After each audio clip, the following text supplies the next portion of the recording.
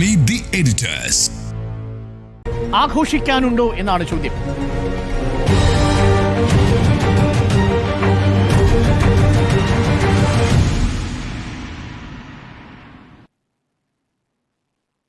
ഈ വിഷയത്തിൽ ആഘോഷിക്കാനുണ്ട് എന്ന് തന്നെയാണ് എൻ്റെ പക്ഷം.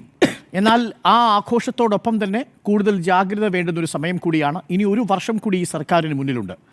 2016 പിണറായി വിജയൻ സർക്കാർ ആദ്യം അധികാരത്തിൽ വരുമ്പോൾ അന്ന് 600ഓളം വാഗ്ദാനങ്ങളാണ് പ്രകടന പത്രികയിൽ പറഞ്ഞിരുന്നത്. അതിൽ 590 വാഗ്ദാനങ്ങളും നിറവേറ്റിയാണ് ഈ സർക്കാർ രണ്ടാം ഭരണത്തിലേക്ക് കടക്കുന്നത്. 10 മാത്രമാണ് ബാക്കിയുണ്ടായിരുന്നത്. ഇക്കുറിയും വീണ്ടും ഒരു ജനങ്ങളുടെ മുന്നിൽ വെച്ചിരിക്കുന്ന പ്രകടന പത്രിക, ആ പ്രകടന പത്രികയിൽ നിറവേറ്റുന്നത് ഇപ്പോൾ 70-80% പിന്നിട്ടിരിക്കുന്നു. ഇനി ഒരു വർഷം ഈ സർക്കാരിന് മുന്നിലുണ്ട്. ഈ നിലയിൽ പോയാൽ തീർച്ചയായും സർക്കാരിന് 2016-21 വർഷത്തെ ഒന്നാം പിണറായി സർക്കാരിൻ്റെ അതേ റെക്കോർഡ് തന്നെ ആവർത്തിക്കാൻ കഴിയും എന്നാണ് ഞാൻ മനസ്സിലാക്കുന്നത്. ഞാൻ ഈ സർക്കാരിനെ എന്തുകൊണ്ടാണ് വാഗ്ദാനങ്ങൾ നിറവേറ്റിക്കൊണ്ടിരിക്കുന്ന സർക്കാർ എന്ന് പറയുമ്പോഴും എന്നാൽ ചില കാര്യങ്ങൾ കൂടി ഈ സർക്കാർ ശ്രദ്ധിക്കേണ്ടതുണ്ട്, ജാഗ്രതയിൽ വരേണ്ടതുണ്ട് എന്നാണ് പറയാൻ ആഗ്രഹിക്കുന്നത്. അതിൽ ഏറ്റവും പ്രധാനപ്പെട്ട കാര്യം, ഈ സർക്കാർ മുന്നോട്ട് വെച്ചിരിക്കുന്ന ഒരു ടാഗ്ലൈൻ എന്ന് പറയുന്നത് മതനിരപേക്ഷമായ, അഴിമതി വിരുദ്ധമായ വികസിത കേരളം, ഒരു നവകേരളം സൃഷ്ടിക്കുക എന്നതാണ്. നമുക്കറിയാം എങ്ങനെയാണ് 1957 കേരളത്തിൽ ആദ്യത്തെ EMS മന്ത്രിസഭ വരുമ്പോൾ അതൊരു ആധുനിക കേരളത്തിൻ്റെ തുടക്കം കുറിച്ചൊരു മന്ത്രിസഭയായിരുന്നു. അവിടെ നിന്നാണ് വലിയ മാറ്റങ്ങൾ നമ്മൾ കണ്ടത്.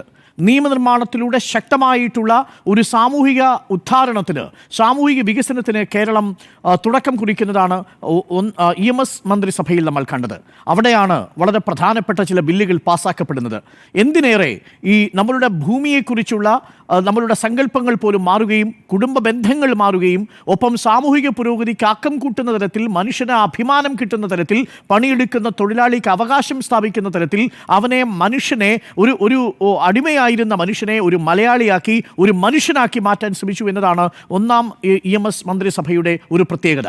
അതുകൊണ്ട് തന്നെയാണ് അന്ന് EMS മന്ത്രിസഭയെ പിരിച്ചുവിടാൻ വേണ്ടി എല്ലാ മാർഗങ്ങളും കുതന്ത്രങ്ങളും ഉപയോഗിച്ച് വിമോചന സമരം നടത്താൻ പ്രതിപക്ഷം തുനിഞ്ഞിറങ്ങുന്ന സാഹചര്യം ഉണ്ടായതും. ഒന്നാമത്തെ EMS മന്ത്രിസഭ ഒരു ആധുനിക കേരളത്തിൻ്റെ തുടക്കത്തിനാണ് സാക്ഷ്യം വഹിച്ചതെങ്കിൽ, അല്ലെങ്കിൽ നങ്കൂരമിട്ടതെങ്കിൽ, ഇപ്പോൾ പിണറായി സർക്കാർ ലക്ഷ്യമിടുന്നത് ഒരു നവകേരളത്തിൻ്റെ നിർമ്മിതിക്കായിട്ടാണ്. ഇതാണ് അത് തമ്മിലുള്ള താരതമ്യം. അത് സാധ്യമാകുന്നുണ്ടോ എന്നുള്ളതാണ്. നമുക്ക് ഓരോന്നായിട്ടെടുത്ത് പരിശോധിക്കാം. സമയത്തിൻ്റെ പരിധിയുള്ളത് കൊണ്ടും വിസ്താര ഭയം കൊണ്ടും ഞാൻ എല്ലാത്തിലേക്കും കടക്കുന്നില്ല. ഒരുപക്ഷെ നമ്മൾ സംസാരിച്ചു തുടങ്ങിയാൽ മണിക്കൂറുകൾ വേണ്ടിവരും നമ്മുടെ പ്രധാനപ്പെട്ട നേട്ടങ്ങളും UDFൻ്റെ കമ്പാരിസണുമായി ഈ പിണറായി സർക്കാരിൻ്റെ കാലഘട്ടത്തെ വിലയിരുത്താൻ. ഞാനിപ്പോൾ പറയുന്നത് പോസിറ്റീവായിട്ടുള്ള കാര്യങ്ങളാണ്. എന്നാൽ എനിക്ക് ഇതിൽ ചില കാര്യങ്ങൾ സർക്കാരിൻ്റെ വിയോജിപ്പുമുള്ള ചില ഘടകങ്ങളുണ്ട്. ആദ്യഘട്ടത്തിലേക്ക് എത്തിയാൽ നോക്കൂ, എങ്ങനെയാണ് നമ്മളൊരു സർക്കാരിനെ വിലയിരുത്തുന്നത്? 4ാം വർഷം കഴിഞ്ഞ് 5ാം വർഷത്തിലേക്ക് കടക്കുമ്പോൾ ഈ സർക്കാരിൻ്റെ ഭരണം കൊണ്ട് ദരിദ്രർ കൂടിയിട്ടുണ്ടോ കുറഞ്ഞിട്ടുണ്ടോ? അടിസ്ഥാനമായിട്ടുള്ളൊരു ചോദ്യം അതാണല്ലോ. ഞാൻ ഈ സർക്കാരിനെ വിലയിരുത്തുന്നത് പ്രധാനമായും 4 മാനദണ്ഡങ്ങളുടെ അടിസ്ഥാനത്തിലാണ്. ഒന്ന്, ഈ സംസ്ഥാനം ജനങ്ങൾക്ക് ജീവിക്കാൻ പറ്റുന്ന ഒരു നാടായി മാറിയിട്ടുണ്ടോ എന്നുള്ളതാണ്. മറ്റു സംസ്ഥാനങ്ങളിലുള്ളതുപോലെ അല്ലെങ്കിൽ ഉത്തരേന്ത്യയിൽ സംഭവിക്കുന്നത് പോലെ ഏതെങ്കിലും തരത്തിലുള്ളൊരു ബുൾഡോസർ രാജ് നമ്മുടെ സംസ്ഥാനത്തുണ്ടോ? ഇല്ല. ഏതെങ്കിലും തരത്തിലുള്ള സമുദായ സ്പർദ്ധയിൽ ഏതെങ്കിലും ലഹളയോ കലഹമോ നമ്മുടെ നാട്ടിൽ ഉണ്ടായിട്ടുണ്ടോ? ഇല്ല. അങ്ങനെ ഏതെങ്കിലും തരത്തിൽ വർഗീയമായി വേർതിരിഞ്ഞ് ആളുകൾക്ക് പോരാടാനുള്ള അവസരങ്ങൾ ഉണ്ടായിട്ടും, മുനമ്പം പോലൊരു വിഷയം വന്നിട്ടും, വഖഫ് പോലൊരു വിഷയം വന്നിട്ടും, ഇവിടെ പലതരത്തിലുള്ള പ്രവർത്തനങ്ങൾ സംഘപരിവാറിൻ്റെ ഭാഗത്തുനിന്നുണ്ടായിട്ടും, സോഷ്യൽ എഞ്ചിനീയറിങ്ങുകൾ ഉണ്ടായിട്ടും, സമുദായങ്ങൾ പരസ്പരം നേർക്കുനേർ തെരുവിലിറങ്ങി പോരാടുന്നൊരു സാഹചര്യം ഉണ്ടായിട്ടില്ല. മണിപ്പൂർ നമ്മുടെ മുന്നിൽ കിടക്കുകയല്ലേ. അത്തരം വിഷലിപ്തമായൊരു സാഹചര്യത്തിലൂടെയല്ല നമ്മുടെ സംസ്ഥാനം കടന്നുപോയത്.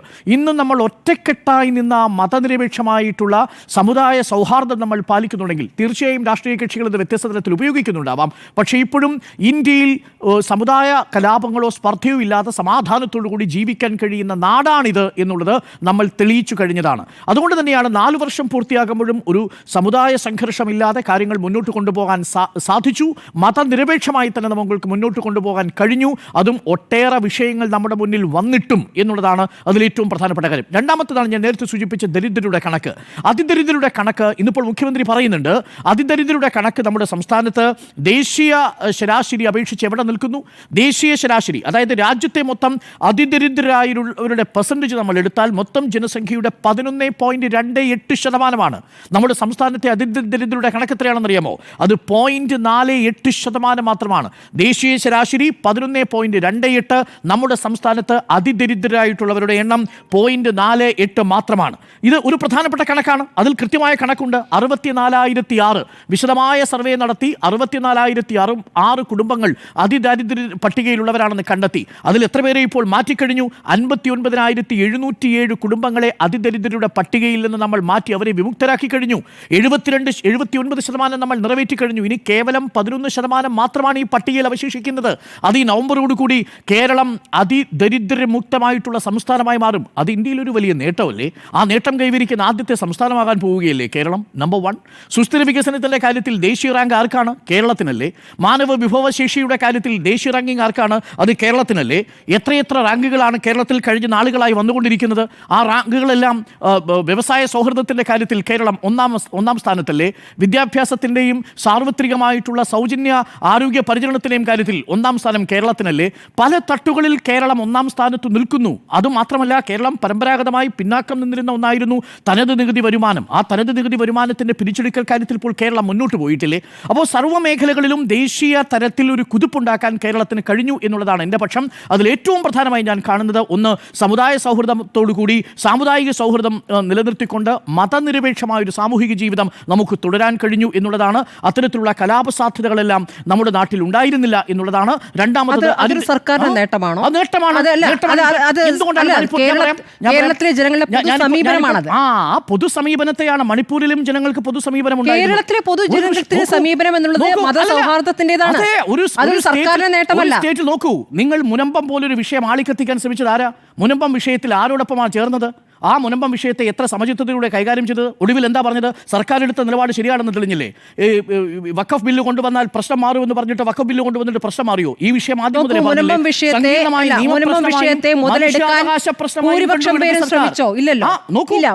വിഷയത്തെ മുതലെടുക്കാൻ ഇവിടെ സർക്കാരും പ്രതിപക്ഷവും ഒരുപോലെ അതിൽ പക്വതയോടെയാണ് സമീപിച്ചത്. അത് സർക്കാരിന്റെ നേട്ടമല്ല, അത് ഇവിടുത്തെ പൊതുസമൂഹത്തിന്റെ, ഇവിടുത്തെ മതമേലധ്യക്ഷന്മാരുടെ, ഇവിടുത്തെ രാഷ്ട്രീയ പാർട്ടികളുടെ ഒരുമിച്ചുള്ള പക്വമായ സമീപനം.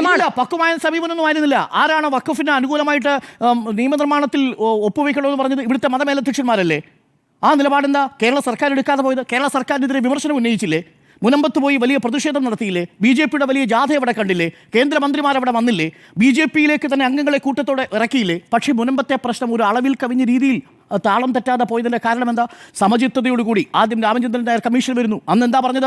ഇത് കൊണ്ടുവരരുത്, ഇത് ഏതെങ്കിലും തരത്തിലൊരു വർഗീയ തീപ്പൊരിയായി മാറണമെന്ന് ആഗ്രഹിച്ചവർക്ക് നിരാശയാണ് മുനമ്പം സമ്മാനിച്ചത്, വഖഫ് വിഷയം സമ്മാനിച്ചത്. അതുകൊണ്ടാണ് ഞാൻ എടുത്തു പറഞ്ഞത്, ഒട്ടേറെ സാഹചര്യങ്ങൾ തൃശ്ശൂർ പൂരം ഒരു വലിയ രീതിയിൽ ആളിക്കത്താവുന്ന വിഷയമായിരുന്നില്ലേ? ആ വിഷയത്തെ ഇപ്പോൾ വളരെ കൃത്യതയോടുകൂടി ഇടപെട്ടത് മാത്രമല്ല, ഇത്തവണത്തെ തൃശ്ശൂർ പൂരങ്ങളുടെ ചരിത്രത്തിൽ ഏറ്റവും മികച്ച തൃശ്ശൂർ പൂരങ്ങളിൽ ഒന്നായി മാറിയില്ലേ? എത്ര സാഹചര്യങ്ങൾ ഒഴിവാക്കി. അതൊരു പ്രധാനപ്പെട്ട കഴിവാണ്. പോലീസ് ഉദ്യോഗസ്ഥർ തന്നെയാണ് ജാഗ്രത വരുന്നത്. അതാണ് അവിടെ എനിക്ക് മനസ്സിലാവാത്തത്. അവിടെ ആംബുലൻസിൽ വന്ന ഒരാളെ കുറിച്ച് സ്മൃതിക്ക് മിണ്ടാട്ടമില്ല. അവിടെ പോലീസിനെ കുറിച്ച് പറഞ്ഞത്. അവിടെ അത്രയും പ്രശ്നങ്ങൾ ഉണ്ടാക്കിയത് അതൊക്കെ നമ്മൾ വിമർശനത്തോടുകൂടി തന്നെയാണ് പറഞ്ഞത്. അല്ല, അങ്ങനെ പറയുന്നവർ അവിടെ വിജയിക്കുന്ന സാഹചര്യം ഉണ്ടായെങ്കിൽ അത് ആരുടെ പരാജയമാണ്? അങ്ങനെ മുതലെടുക്കുന്നവർ അവിടെ വിജയിക്കുന്ന സാഹചര്യം കേരളത്തിലുണ്ടായെങ്കിൽ മുതലെടുപ്പിനുള്ള ഒരു സാധ്യത ഉണ്ടാക്കിയില്ല എന്ന് മാത്രമല്ല, പാറമേക്കാവാണെങ്കിലും ശരി, തിരുവമ്പാടിയാണെങ്കിലും ശരി, എല്ലാ ദേവസ്വങ്ങളും സംബന്ധിച്ചിടത്തോളം അവർക്കൊന്നും പരാതികളില്ലാതൊരു പൂരം കടന്നു പോകുന്നു എന്നുള്ളത് ഒരു പ്രധാനപ്പെട്ട കാര്യമാണ്. അതാണ് ഞാൻ നേരത്തെ സൂചിപ്പിച്ചത്. അതൊരു പ്രധാനപ്പെട്ട ഘടകമാണെന്ന് എനിക്ക് ഞാൻ പറഞ്ഞു തുടങ്ങിയിട്ടേ ഉള്ളൂ. ഒരു കാര്യം കൂടി, അടിസ്ഥാന സൗകര്യ വികസനം നമ്പർ 3, മൂന്നാമത്തെ ആക്സിസിൽ അടിസ്ഥാന സൗകര്യ വികസനത്തിന്റെ കാര്യത്തിൽ എന്താ? ദേശീയപാത വികസനം. പണ്ടൊക്കെ നമ്മൾ 2011-16 കാലഘട്ടത്തിലെ റോഡുകളും ഇപ്പോഴത്തുള്ള റോഡുകളും തമ്മിൽ താരതമ്യം ചെയ്യുമ്പോൾ അന്ന് എങ്ങനെ വേഗത കൂട്ടാം എന്ന് ആലോചിച്ചുകൊണ്ടിരിക്കുക. കാര്യം കുഴി കഴിഞ്ഞ് അടുത്ത കുഴിയിലേക്ക് പോകണമല്ലോ സ്വാഭാവികമായിട്ടും. ഇപ്പോൾ എങ്ങനെ വേഗത കുറയ്ക്കണം എന്ന് പറഞ്ഞുകൊണ്ട് നമ്മൾ എക്സ്പ്ലെയിനർ ചെയ്യുന്ന ഒരു കാലഘട്ടത്തിൽ എത്തി നിൽക്കുക. 6 വരി പാതയിൽ നിങ്ങൾ സഞ്ചരിക്കുമ്പോൾ ഇടതുവശം നിങ്ങൾ എത്ര കിലോമീറ്ററിൽ പോകണം, പാതയിൽ നിങ്ങൾ എത്ര പോകണം, നിങ്ങൾ വലത്തെ പാതയിലൂടെ എത്ര പോകണം എന്ന് എക്സ്പ്ലെയിൻ ചെയ്ത് കൊടുക്കേണ്ട അവസ്ഥയിലേക്ക് എത്തിയിരിക്കുന്നു. വേഗത കൂടുന്നത് കൊണ്ട് അപകടമുണ്ടാവുന്നു എന്ന് പറയുന്ന അവസ്ഥയിലേക്ക് നമ്മൾ എത്തുന്നു. അതൊരു പ്രധാനപ്പെട്ട കാര്യമാണ്. അപ്പോൾ ദേശീയപാത നിർമ്മാണത്തിൻ്റെ കാര്യത്തിൽ 17 ഹൈവേ പ്രോജക്റ്റുകളാണ് ഇപ്പോൾ ഇംപ്ലിമെൻ്റ് ചെയ്ത് നടപ്പിലാക്കപ്പെടാൻ പോകുന്നത്. അതിൽ കേരളമോ മറ്റു സംസ്ഥാനങ്ങൾക്കില്ലാത്ത വിധം കേരളത്തിന് സ്ഥലമേറ്റെടുക്കുന്നതിൽ 25% അധികമായിട്ട് പിഴയിട്ടു ഈ കേന്ദ്ര സർക്കാർ. 6000 കോടി രൂപ കേരളത്തിൻ്റെ ഖജനാവിൽ നിന്നാണ് ഈ ദേശീയപാത വികസനത്തിന് കൊടുത്തിരിക്കുന്നത്. തീർച്ചയായും അത് കേരള സർക്കാരിൻ്റെ കൂടി വികസനത്തിൻ്റെ പ്രോജക്റ്റിൻ്റെ ഭാഗമായിട്ട് ഉൾപ്പെടുത്തപ്പെടാവുന്ന ഒന്നാണ് ഈ നാഷണൽ ഹൈവേ 66 കാസർഗോഡ് മുതൽ തിരുവനന്തപുരം വരെ വിഴിഞ്ഞം പദ്ധതിയുമായി ബന്ധപ്പെട്ട 17 കണക്ടിവിറ്റികളാണ് വരാൻ പോകുന്നത്. തീരദേശ ഹൈവേ, മലയോര ഹൈവേ, ഇതെല്ലാം വരാൻ പോകുന്നത് ഈ സർക്കാരിന് 4 വർഷം കഴിയുമ്പോൾ മുന്നിൽ അടിസ്ഥാന സൗകര്യ വികസനത്തിലെ പട്ടികയിൽ എടുത്തു വയ്ക്കാൻ പറ്റും. കൊച്ചി മെട്രോ UDFിൻ്റെ കാലത്ത് ഏതാ ഉദ്ഘാടനം ചെയ്തത്? മുട്ടത്തുണ്ടായിരുന്ന യാർഡിൽ ഒരു വണ്ടി ഓടിച്ചല്ലേ കാണിച്ചത്? ഇപ്പോൾ ഇത് 2ാം ഘട്ടം തൃപ്പൂണിത്തുറ വരെ നീട്ടിയിരിക്കുന്നു. കൊച്ചി മെട്രോ പൂർണ്ണമായും പൂർത്തിയാക്കിയതും 2ാം ഘട്ടം വികസനം പൂർത്തിയാക്കിയിരിക്കുന്നതും പിണറായി സർക്കാരിൻ്റെ 9 വർഷത്തെ പ്രധാനപ്പെട്ട നേട്ടങ്ങളിലൊന്നാണ്. എയർഫോഴ്സിൻ്റെ ഒരു വിമാനമല്ലേ കണ്ണൂരിൽ വിമാനത്താവളത്തിൽ ലാൻഡ് ചെയ്തത്? അത് ഇറങ്ങുന്നത് കാണുമ്പോൾ പാകിസ്ഥാനിൽ സർജിക്കൽ സ്ട്രൈക്ക് നടക്കാൻ പോകുന്ന വിമാനം ഇറങ്ങുന്നത് പോലെ ഒരു വരവായിരുന്നു എയർഫോഴ്സിൻ്റെ വരവ്. പക്ഷേ ഇപ്പോൾ അങ്ങനെയല്ല. ഇപ്പോൾ എന്താ സംഭവിച്ചത്? അവിടെ അന്താരാഷ്ട്ര വിമാനങ്ങൾക്ക് അവിടെ ലാൻഡ് ചെയ്യാനും അവിടെ ടേക്ക് ഓഫ് ചെയ്യാനും കഴിയുന്ന സംവിധാനമായി മാറുക മാത്രമല്ല, കണ്ണൂരിലെ പ്രധാനപ്പെട്ട വിമാനത്താവളമായിട്ട് മാറുന്നു. ഇനി മറ്റ് പ്രധാനപ്പെട്ട കമ്പനികളെ കൊണ്ടുവരാൻ വേണ്ടി കണ്ണൂർ എയർപോർട്ടിൽ ശ്രമം നടത്തിക്കൊണ്ടിരിക്കുന്ന സമയമാണ്. അപ്പോൾ കണ്ണൂർ എയർപോർട്ട് ആവട്ടെ, കൊച്ചി മെട്രോ ആവട്ടെ, ഉപേക്ഷിക്കപ്പെട്ട ഗെയിൽ പദ്ധതി, UDF സർക്കാരിൻ്റെ കാലത്ത് ഗെയിൽ പദ്ധതി ഉപേക്ഷിച്ചതല്ലേ? ഇവിടെ ഒരു BJPയുടെ സംസ്ഥാന അധ്യക്ഷനല്ലേ, മുൻ സംസ്ഥാന അധ്യക്ഷനല്ലേ ഗെയിൽ പദ്ധതി നടപ്പിലാക്കിയാൽ ഈ സർക്കാരിനെ സമ്മതിച്ചു തരാമെന്ന് പറഞ്ഞത്? ഗെയിൽ പദ്ധതി നടപ്പിലായി എന്ന് മാത്രമല്ല, അതുമായി കണക്ട് ചെയ്തുകൊണ്ട് കൊച്ചി സിറ്റി ഗ്യാസ് ഏജൻസിയുടെ ഭാഗമായി കണക്ഷൻ്റെ ഭാഗമായിട്ട് ഇന്ന് കൊച്ചിയിലെ എല്ലാ ഫ്ലാറ്റുകളിലും ഗ്യാസ് കണക്ഷൻ എത്തുന്ന സാഹചര്യമുണ്ടായി. അത് കൊച്ചിയിലെ ആളുകൾ അനുഭവിച്ചറിയുന്നു. ഗെയിൽ പ്രോജക്റ്റ് നടപ്പിലാക്കപ്പെട്ടു. ഇച്ഛാശക്തിയുള്ള സർക്കാരിൻ്റെ ഒരു നേട്ടമായി സർക്കാർ എടുത്തു പറഞ്ഞാൽ നിഷേധിക്കാൻ പറ്റുമോ? ഇടമൺ കൊച്ചി പവർ ഹൈവേ, അത് കർഷകർക്കും വൈദ്യുതി ഉപയോഗിക്കുന്നവർക്കും സംബന്ധിച്ചിടത്തോളം വലിയ നേട്ടമായി മാറിയ പ്രോജക്റ്റ് അല്ലേ? അതും ഉപേക്ഷിച്ചതായിരുന്നില്ലേ UDF ഉപേക്ഷിച്ചു പോയ പല പദ്ധതികളും ഏറ്റെടുത്ത് നടപ്പിലാക്കിയതിന് ഏറ്റവും നല്ല എക്സാമ്പിൾ അല്ലേ ദേശീയപാത വികസനം? നമ്പർ 1. നമ്പർ 2 ഗെയിൽ പദ്ധതി. Number 3 Edamon Kochi power highway. ഇനി കൊച്ചി ബംഗളൂർ ഇടനാഴി, വ്യവസായ ഇടനാഴി, IT corridor, then Puthuvypeen LPG terminal ഉപേക്ഷിച്ചു പോയ പദ്ധതിയല്ലേ? ആ പദ്ധതി വീണ്ടും ഏറ്റെടുത്ത് നടപ്പാക്കുകയല്ലേ? മലയോര ഹൈവേ, ഇന്ന് പണി ഏകദേശം 70% പൂർത്തിയായിരിക്കുന്ന തീരദേശ ഹൈവേ. അതേപോലെ KFON, വാട്ടർ മെട്രോയിൽ കഴിഞ്ഞ നാളുകൾക്കുള്ളിൽ ഞാൻ മനസ്സിലാക്കുന്നത് 40 ലക്ഷത്തോളം യാത്രക്കാർ സഞ്ചരിച്ചു കഴിഞ്ഞിരിക്കുന്നു എന്നുള്ളതാണ്. വാട്ടർ മെട്രോ ഒരു വലിയ പ്രോജക്റ്റ് ആയിരുന്നില്ലേ ഇടത് സർക്കാരിൻ്റെ? ഇതൊക്കെ നമ്മുടെ മുന്നിലുണ്ട്. അപ്പോൾ അടിസ്ഥാന സൗകര്യ വികസനത്തിലും കേരളം വലിയ മാതൃകയായി മാറുന്നു എന്നുള്ളതാണ്. ഞാൻ അവസാനിപ്പിക്കാം. തൊഴിൽ മാനവ വിഭവശേഷിയുടെ കാര്യത്തിൽ രാജ്യത്തെ മൊത്തം PSCകൾ എടുത്ത് നടത്തിയ നിയമനം നോക്കിയാൽ 42% നടന്നിരിക്കുന്നത്. മൊത്തമുള്ള സംസ്ഥാനങ്ങളുടെയും കേന്ദ്രഭരണ പ്രദേശങ്ങളുടെയും PSCയും UPSCയും കൂടി എടുത്തു നോക്കിയാൽ അവിടെ നടത്തിയ നിയമനങ്ങളിൽ 42% നിയമനം നടന്നിരിക്കുന്നത് കേരളത്തിലെ പബ്ലിക് സർവീസ് കമ്മീഷൻ വഴിയാണ്. ഏതെങ്കിലും കാലത്ത് ഇത് അവകാശപ്പെടാൻ പറ്റുമോ? അത് ചെറുപ്പക്കാരെ സംബന്ധിച്ച് വളരെ പ്രധാനപ്പെട്ട ഉണ്ടെന്നേ. സിവിൽ CPO ഓഫീസിൽ നിന്ന് CPO ലിസ്റ്റിൽ നിന്ന് വേണ്ടത്ര നിയമനം നടത്തിയിട്ടില്ല. ഒരു കാലത്തും മുഴുവൻ റാങ്ക് ലിസ്റ്റിലും നിയമനം നടത്തിയ ചരിത്രമില്ല. അപ്പോൾ 42% രാജ്യത്തെ മൊത്തം നിയമനങ്ങളും PSC വഴിയുള്ള നിയമനങ്ങളും നടത്തിയ സംസ്ഥാനമായി കേരളം മാറുന്നു. ക്ഷേമ പെൻഷന്റെ കാര്യത്തിലോ UDF സർക്കാരിൻ്റെ കാലത്ത് കൊടുത്തത് എത്ര പേർക്കാ? 32 ലക്ഷം. എത്ര വെച്ചാ? 600 വെച്ച്. എത്രയാ മാസം ചിലവാക്കിയിരുന്നത്? 205 കോടി. മൊത്തം 5 വർഷത്തെ കാലയളവിൽ ചിലവാക്കിയത് എത്രയാ? 9000 കോടി. LDF സർക്കാരിൻ്റെ കാലത്ത് ഒരാൾക്ക് കിട്ടുന്നത് എത്ര? 1600 രൂപ. ഒരു മാസം ചിലവാക്കുന്നത് എത്ര? 900 കോടി. മൊത്തം 9 വർഷം കൊണ്ട് ചിലവാക്കിയത് എത്ര? 72000 കോടി. UDF സർക്കാരിൻ്റെ കാലത്തെ 9000 കോടി എവിടെ നിൽക്കുന്നു? പിണറായി സർക്കാരിൻ്റെ കാലത്തെ 72000 കോടി എവിടെ നിൽക്കുന്നു? UDF സർക്കാരിൻ്റെ കാലത്തെ 205 കോടി എവിടെ നിൽക്കുന്നു? LDF സർക്കാരിൻ്റെ കാലത്ത് 900 കോടി രൂപ എവിടെ നിൽക്കുന്നു? UDF സർക്കാരിൻ്റെ കാലത്തെ 600 രൂപ എവിടെ നിൽക്കുന്നു? LDF സർക്കാരിൻ്റെ കാലത്തെ 1200 എവിടെ നിൽക്കുന്നു? ആശാ വർക്കർമാർ 1000 രൂപയായിരുന്നില്ലേ UDF കടന്നു പോകുമ്പോൾ? ഇപ്പോൾ 9 വർഷം കൊണ്ട് 7000 വർദ്ധിപ്പിച്ചില്ലേ? ആ വർധനമടക്കം അവിടെ ഉണ്ട് എന്നുള്ളതാണ് ഞാൻ പറഞ്ഞു വരുന്നത്. അപ്പോൾ ചുരുക്കത്തിൽ നമ്മൾ ഈ സർക്കാരിൻ്റെ 4ാമത്തെ വാർഷികാഘോഷത്തിന് എന്തെങ്കിലും സാധ്യതയുണ്ടോ എന്ന് ചോദിച്ചാൽ ആഘോഷത്തിന് തീർച്ചയായും സാധ്യതയുണ്ട്. എന്നാൽ വനം വകുപ്പ് പോലെയുള്ള വകുപ്പുകൾ, പോലീസിൽ നിന്ന് നമ്മൾ നേരിടുന്നത് പോലെ ഇപ്പോൾ ബിന്ദുവിൻ്റെ കാര്യത്തിലടക്കം നേരിട്ടിരിക്കുന്ന ജാഗ്രത കുറവുകൾ, അതൊക്കെ വളരെ പ്രധാനപ്പെട്ട രീതിയിൽ സർക്കാരിൻ്റെ പ്രതീക്ഷയെ ബാധിക്കുന്ന ഒന്നാണ്. അതും നമുക്ക് എടുത്തു തന്നെ പറയേണ്ടതുണ്ട്. അത് 1ാം പിണറായി സർക്കാരും 2ാം പിണറായി സർക്കാരും തമ്മിൽ താരതമ്യം ചെയ്താൽ 2ാം പിണറായി സർക്കാരിന് മങ്ങലേൽപ്പിക്കുന്നത് ജനകീയ മുഖം നഷ്ടപ്പെടുന്നുണ്ടോ എന്നുള്ളൊരു തോന്നലാണ്. ഒറ്റ കാര്യം കൂടി പറഞ്ഞ് ഞാൻ അവസാനിപ്പിക്കാം. നമ്മൾ പ്രതിപക്ഷ നേതാവിനോട് മാധ്യമപ്രവർത്തകർ ചോദിച്ചല്ലോ, ഏതെങ്കിലും ഒരു അഴിമതി ആരോപണം തെളിയിക്കാൻ പ്രതിപക്ഷ നേതാവിന് കഴിഞ്ഞിട്ടുണ്ടോ എന്ന്. ഒരഴിമതി ആരോപണം തെളിയിക്കാൻ കഴിഞ്ഞിട്ടില്ല പ്രതിപക്ഷത്തിന്. അതായത് ഏതെങ്കിലും ഒരു മന്ത്രിക്കെതിരെ ഏതെങ്കിലും ഒരു ഈ സർക്കാരിൻ്റെ അധികാരം കൈയാളുന്ന ഒരു പ്രധാനപ്പെട്ട രാഷ്ട്രീയ നേതാവിനെതിരെ ഒരഴിമതി ആരോപണം പോലും ഉന്നയിക്കാൻ അല്ലെങ്കിൽ അത് തെളിയിക്കാൻ കഴിയാതെ പോയ 9 വർഷങ്ങൾ കൂടിയാണ് കടന്നു പോകുന്നത് എന്നുകൂടിയാണ് ഞാൻ പറഞ്ഞു നിർത്തുന്നത്. ആ അർത്ഥത്തിൽ മതനിരപേക്ഷ അഴിമതി വിമുക്ത വികസിത കേരളത്തിൻ്റെ ഒരു ക്രെഡിറ്റ് 4 വർഷം പിന്നിടുമ്പോൾ പിണറായി സർക്കാരിനുണ്ട് എന്നാണ് എൻ്റെ പക്ഷം. 5ാം വർഷത്തിലേക്ക് കടക്കുകയാണ് പിണറായി സർക്കാർ. 2ാം പിണറായി സർക്കാരിന് ആഘോഷിക്കാനുണ്ടോ എന്നാണ് ചോദ്യം. ആൻഡ് ആഘോഷിക്കാനുണ്ട് എന്നുള്ളതാണ് എൻ്റെ അഭിപ്രായം. 2018 പ്രളയവും അത് കഴിഞ്ഞ് കോവിഡും ഒക്കെ വന്ന് വലിയ പ്രകൃതി ദുരന്തങ്ങളൊക്കെ നമ്മൾ അനുഭവിച്ച് വല്ലാത്ത അവസ്ഥയിൽ നിൽക്കുന്ന സമയത്താണ് 2ാമത്തെ പിണറായി സർക്കാർ കയറി വരുന്നത്. ആ സമയം തുടങ്ങി നമുക്ക് ഈ കഴിഞ്ഞ 4 വർഷമായി ഈ സംസ്ഥാനത്തിന് എന്തിൻ്റെ കുറവാണ് ഉണ്ടായത്? മലയാളത്തിൽ ചോദിച്ചാൽ ഒന്നിൻ്റെയും കുറവുണ്ടായിട്ടില്ല എന്ന് വേണമെങ്കിൽ പറയാം. കാരണം എന്താണ്? 1 ലക്ഷം കോടി രൂപയുടെ അടിസ്ഥാന വികസനമാണ്. നിങ്ങൾ റോഡുകൾ നോക്കിക്കോളൂ, പാലങ്ങൾ നോക്കിക്കോളൂ, സ്കൂളുകൾ നോക്കിക്കോളൂ, നിങ്ങൾക്ക് അംഗനവാടികൾ നോക്കിക്കോളൂ. നിങ്ങൾ അടിസ്ഥാനപരമായിട്ടുള്ള എല്ലാ വികസനങ്ങളും കൊണ്ടുവരാൻ കിഫ്ബി മുഖാന്തരം കഴിഞ്ഞു എന്നുള്ളതാണ്. ഈ 1 ലക്ഷം കോടി രൂപയൊന്നും ഇതിന് മുൻപുള്ള സർക്കാരുകൾക്ക് ചിന്തിക്കാൻ കഴിയുമോ? എവിടുന്നാണ്? എല്ലാ കാലത്തും ചോദിച്ചുകൊണ്ട് ചോദിക്കുന്നത് എവിടുന്നാണ് ഫണ്ട്, എവിടുന്നാണ് ഫണ്ട്? ഫണ്ടില്ല. പക്ഷേ ഈ ഫണ്ട് എങ്ങനെയാണ് 1 ലക്ഷം കോടി കിഫ്ബിക്ക് കൊണ്ടുവരാൻ കഴിഞ്ഞു എന്നുള്ളത്? 1 ലക്ഷം കോടി അടിസ്ഥാനപരമായി വികസനം. ഒരു നാടിൻ്റെ വികസനം എന്ന് പറഞ്ഞാൽ അടിസ്ഥാന വികസനമാണ്. അടിത്തട്ടിൽ നിന്ന് വികസനം വരണം. അതുകൊണ്ടാണ് നമുക്ക് നോക്കിയോളൂ, മലയോര ഹൈവേകൾ എങ്ങനെയാണ് വന്നത്, ഗ്രാമീണ റോഡുകൾ എങ്ങനെയാണ് നന്നായത്, ഇതെല്ലാം നന്നായത് എന്ന് പറയുന്നത് ഈ അടിസ്ഥാന വികസനം കൊണ്ടാണ്. നമ്മുടെ ടൂറിസം കേന്ദ്രങ്ങളെല്ലാം നിങ്ങൾ നോക്കിക്കോളൂ, ടൂറിസം കേന്ദ്രങ്ങളെല്ലാം വികസിച്ചില്ലേ? വലിയ രീതിയിൽ ടൂറിസം വരുമാനം വന്നില്ലേ? ഹോട്ടലുകൾ വന്നില്ലേ? റിസോർട്ടുകൾ വന്നില്ലേ? ഇന്ത്യയിലെ ഏറ്റവും കൂടുതൽ 5 സ്റ്റാർ ഹോട്ടലുള്ള സ്റ്റേറ്റായി കേരളം മാറിയില്ലേ?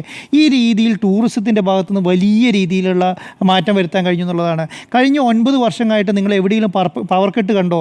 നമ്മൾ കറണ്ട് പോവുക വരിക നിങ്ങൾ ചിന്തിക്കാൻ പറ്റുമോ? ഈ കഴിഞ്ഞ എല്ലാവരും പറയുന്നത് പോലെ തന്നെ 9 വയസ്സായ ഒരു കുട്ടീനോട് പവർ കട്ട് എന്താണെന്ന് ചോദിച്ചാൽ അറിയില്ലാത്ത അവസ്ഥയിലേക്ക് കൊണ്ട് കേരളത്തിൽ അവർക്ക് എന്താണെന്നൊക്കെ അറിയില്ല. കാരണം പവർ കട്ടിൻ്റെ സംവിധാനം ഇല്ലാതായി എന്നുള്ളതാണ്.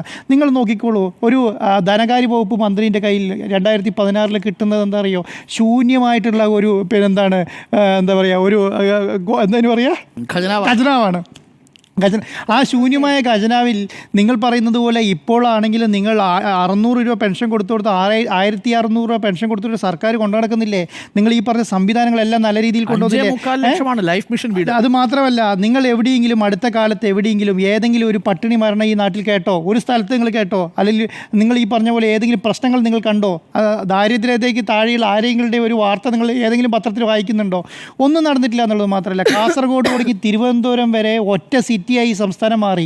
എങ്ങനെയാണ്? നിങ്ങൾ റോഡിൻ്റെ 2 സൈഡിലും നോക്കിക്കോളൂ, വലിയ രീതിയിലുള്ള ട്രേഡിങ് നടക്കുന്നു. 30,000 കോടി ഉണ്ടായിരുന്ന എക്സ്പോർട്ട് 90,000 കോടിയിലേക്ക് മാറി ഒരു വർഷം. 90,000 കോടിയാണ് കേരളത്തിൻ്റെ എക്സ്പോർട്ട് വരുമാനം എന്ന് പറയുന്നത് ഇപ്പോൾ.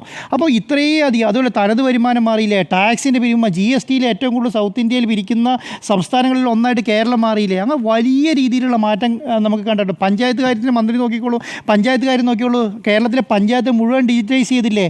100% ഡിജിറ്റലൈസ് ചെയ്ത K-സ്മാർട്ട് നടപ്പിലാക്കിയ ഏക സ്റ്റേറ്റ് എന്ന് പറയുന്നത് കേരളമല്ലേ? നിങ്ങൾക്ക് ഏത് സേവനം വേണമെങ്കിൽ ഇപ്പോൾ നിങ്ങളുടെ വിരൽത്തുമ്പിൽ എത്തിയില്ലേ? നിങ്ങൾ വ്യവസായം നോക്കിക്കോളൂ. വ്യവസായം എന്ന് പറയുന്നത് ഏതെങ്കിലും ഒരു ഈ നമ്മുടെ ഉദ്യോഗസ്ഥന്മാരുടെ അതിപ്രസരമുണ്ടോ? ഉദ്യോഗസ്ഥന്മാരുടെ അവരുടെ ചെക്കിങ് കൊണ്ട് ബുദ്ധിമുട്ടുണ്ടാകുന്നുണ്ടോ ഏതെങ്കിലും സ്ഥലത്ത്? ഇപ്പം ഒരു ഉദ്യോഗസ്ഥന് ഒരു സ്ഥലത്ത് പോയി ചെക്ക് ചെയ്യണമെങ്കിൽ അവൻ്റെ അജണ്ട നടപ്പിലാക്കാൻ പറ്റില്ല. കാരണം അത് മുഴുവൻ സിസ്റ്റമാറ്റിക്കാക്കാൻ മാറ്റാൻ കഴിഞ്ഞില്ലേ? എത്രയധികം വരുമാനമുള്ള കമ്പനികൾ ഈ കേരളത്തിൽ വന്നു. ഈ കമ്പനികളിൽ ഏതെങ്കിലും ഒരെണ്ണം സിന്തൈറ്റ് ഒഴിച്ച് നിർത്തിയാൽ, സിന്തൈറ്റ് അല്ല, നമ്മുടെ പെരുമ്പാവൂരുള്ള കമ്പനി 2020 കിറ്റക്സ് ഒഴിച്ച് നിർത്തിയിട്ടുണ്ടെങ്കിൽ നിങ്ങളൊന്ന് ആലോചിച്ച് നോക്ക് ബാക്കിയുള്ള കമ്പനികൾ. കാരണം അതും ആ സ്ഥലത്ത് വേറൊരു സ്റ്റേറ്റിലേക്ക് പോയിട്ട് അവിടെ എന്തെങ്കിലും പച്ച പിടിച്ചോ? അവർക്ക് ബാക്കി ഇവിടെ കൊണ്ടുപോകാൻ കഴിഞ്ഞോ? ഒരു കമ്പനിയില്ല. കാരണം വലിയ രീതിയിലുള്ള വികസനം ഈ സംസ്ഥാനത്ത് കൊണ്ടുവരാൻ വേണ്ടിയിട്ട് ഇടതുപക്ഷ സർക്കാർ കഴിഞ്ഞു എന്നുള്ളതാണ്. അതുപോലെ അരുൺ സാർ നേരത്തെ പറഞ്ഞ പോലെ ഈ പ്രതിപക്ഷത്തിൻ്റെ ഭാഗത്തുനിന്ന് ഏതെങ്കിലും ഒരു അഴിമതി ആരോപണം ഏതെങ്കിലും ഒരു മന്ത്രിക്കെതിരെ ഇവർക്ക് ശക്തമായ രീതിയിൽ ഉന്നയിക്കാൻ കഴിഞ്ഞോ? അത് നടപ്പിലാക്കാൻ കഴിഞ്ഞോ? അല്ലെങ്കിൽ അഴിമതി ആരോപണം ഉന്നയിച്ചതിന് ശേഷം അതിൻ്റെ തെളിവ് കൊണ്ടുവരാൻ കഴിഞ്ഞു? ഒന്നുമില്ല. നമ്മളെന്താണ് പറയുക, ഉണ്ടയില്ല വെടി വിട്ടുന്ന പോലെ കുറേ അവിടെ ഇവിടെയും പൊട്ടി എന്നുള്ളതല്ലാതെ ഒരു കാര്യം നടന്നിട്ടില്ല എന്നുള്ളതാണ്. അപ്പോൾ കേരളത്തെ സംബന്ധിച്ചിടത്തോളം വലിയ രീതിയിലുള്ള വികസനം ഈ 2ാം പിണറായി സർക്കാരിന് നടപ്പിലാക്കാൻ കഴിഞ്ഞു എന്നുള്ളതാണ്. അപ്പം ഇനി ഞാൻ വിചാരിക്കുന്നത് വേറൊരു സർക്കാരാണ് എന്ന് നിങ്ങൾ വെച്ചോളൂ. ഇപ്പോൾ കോൺഗ്രസ് സർക്കാരാണ് ഈ പറയുന്ന സംവിധാനത്തിൻ്റെ ഭാഗമായി വരുന്നതെന്ന് നോക്കുക. 2021 വന്ന് ഇപ്പോൾ LDF സർക്കാർ ചെയ്തതിൻ്റെ 100ൽ 1 ചെയ്യാൻ പറ്റുമെന്ന് ഞാൻ വിചാരിക്കുന്നില്ല. എന്താണ് നിങ്ങളിപ്പം നാഷണൽ ഹൈവേ ഭൂമി ഏറ്റെടുക്കൽ 6000 കോടി കേന്ദ്ര വിഹിതം കേരളത്തിൻ്റെ വിഹിതം കൊടുത്തിട്ട് സ്ഥലം കൊടുത്തതുകൊണ്ടാണ് ഈ പറഞ്ഞ നാഷണൽ ഹൈവേ ഇന്ന് നമ്മൾ കാണുന്നത്. അല്ലെങ്കിൽ ഈ നാഷണൽ ഹൈവേ ഏറ്റെടുക്കാൻ കഴിഞ്ഞില്ല. നിങ്ങളൊന്ന് ആലോചിച്ച് നോക്കിക്കേ, കാസർഗോഡ് തുടങ്ങി തിരുവനന്തപുരം വരെ 560 കിലോമീറ്റർ നാഷണൽ ഹൈവേ എങ്ങനെയാണ് വരുന്നത്? ഭൂമി സർക്കാർ ഏറ്റെടുത്തുകൊണ്ടാണ്. 6000 കോടി മുടക്കിയെടുത്തു. അത് എവിടുന്നാണ് മുടക്കിയത്? കിഫ്ബി എന്ന് പറഞ്ഞൊരു സംവിധാനം ഉണ്ടാക്കിയതുകൊണ്ടാണ്. അതിൽ നിന്ന് എടുത്ത് മുടക്കിയതുകൊണ്ടാണ്. അപ്പോൾ നമ്മൾ ഇനിയിപ്പോൾ പറയാൻ പോകുന്ന വലിയ രീതിയിലുള്ള അക്ഷമ നേരിടാൻ പോകുന്ന എന്താണ്? ഈ പിന്നെ നാഷണൽ ഹൈവേയിലുള്ള ഈ മണ്ണിടിച്ചിലുമായി ബന്ധപ്പെട്ട കാര്യത്തെക്കുറിച്ചായിരിക്കും. കാരണം 1 കിലോമീറ്ററിന് 100 കോടി രൂപയാണ് മുടക്കിയത്.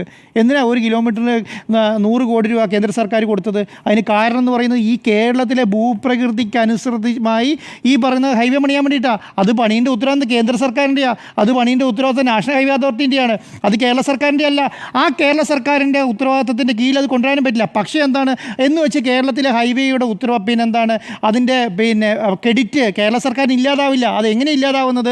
ഈ 6000 കോടി രൂപ കൊടുത്തിട്ട് ഈ ഹൈവേൻ്റെ സ്ഥല ഏറ്റെടുപ്പ് നടത്തിയത് കേരള സർക്കാരാണ്. അപ്പോൾ ഞാൻ പറയുന്നത് ഈ 100 കോടി രൂപ മുടക്കി 1 കിലോമീറ്റർ നാഷണൽ ഹൈവേ പണിതിട്ട് ആ നാഷണൽ ഹൈവേ നല്ല രീതിയിലാണോ പണിതതെന്ന് നോക്കേണ്ട ഉത്തരവാദിത്തം കേരള സർക്കാരിൻ്റെയും കേന്ദ്ര സർക്കാരിൻ്റെയും ആയിരുന്നു. പക്ഷേ കേരള സർക്കാർ ഒരു ടെൻഡർ കൊടുത്തു കഴിഞ്ഞാൽ അവിടെ പോയി കേരള സർക്കാരിന് ചോദിക്കാൻ പറ്റില്ല, നിങ്ങൾക്ക് ഇങ്ങനെയുണ്ടോ അങ്ങനെയുണ്ടോന്ന്. അത് നടപ്പിലാക്കണമെന്ന് ചെയ്യുന്നത് മുഴുവൻ കേന്ദ്ര സർക്കാരിൻ്റെ നാഷണൽ ഹൈവേ അതോറിറ്റി ഉദ്യോഗസ്ഥന്മാരാണ്. അപ്പം ഈ രീതിയിലുള്ള അതിന് തക്കതായ രീതിയിൽ മീറ്റിങ്ങുകൾ നടക്കുന്നുണ്ട് കേട്ടോ. എല്ലാ കളക്ടറേറ്റിലും നാഷണൽ ഹൈവേ ഉദ്യോഗസ്ഥന്മാരുമായിട്ട് മീറ്റിംഗ് നടക്കുന്നുണ്ട്.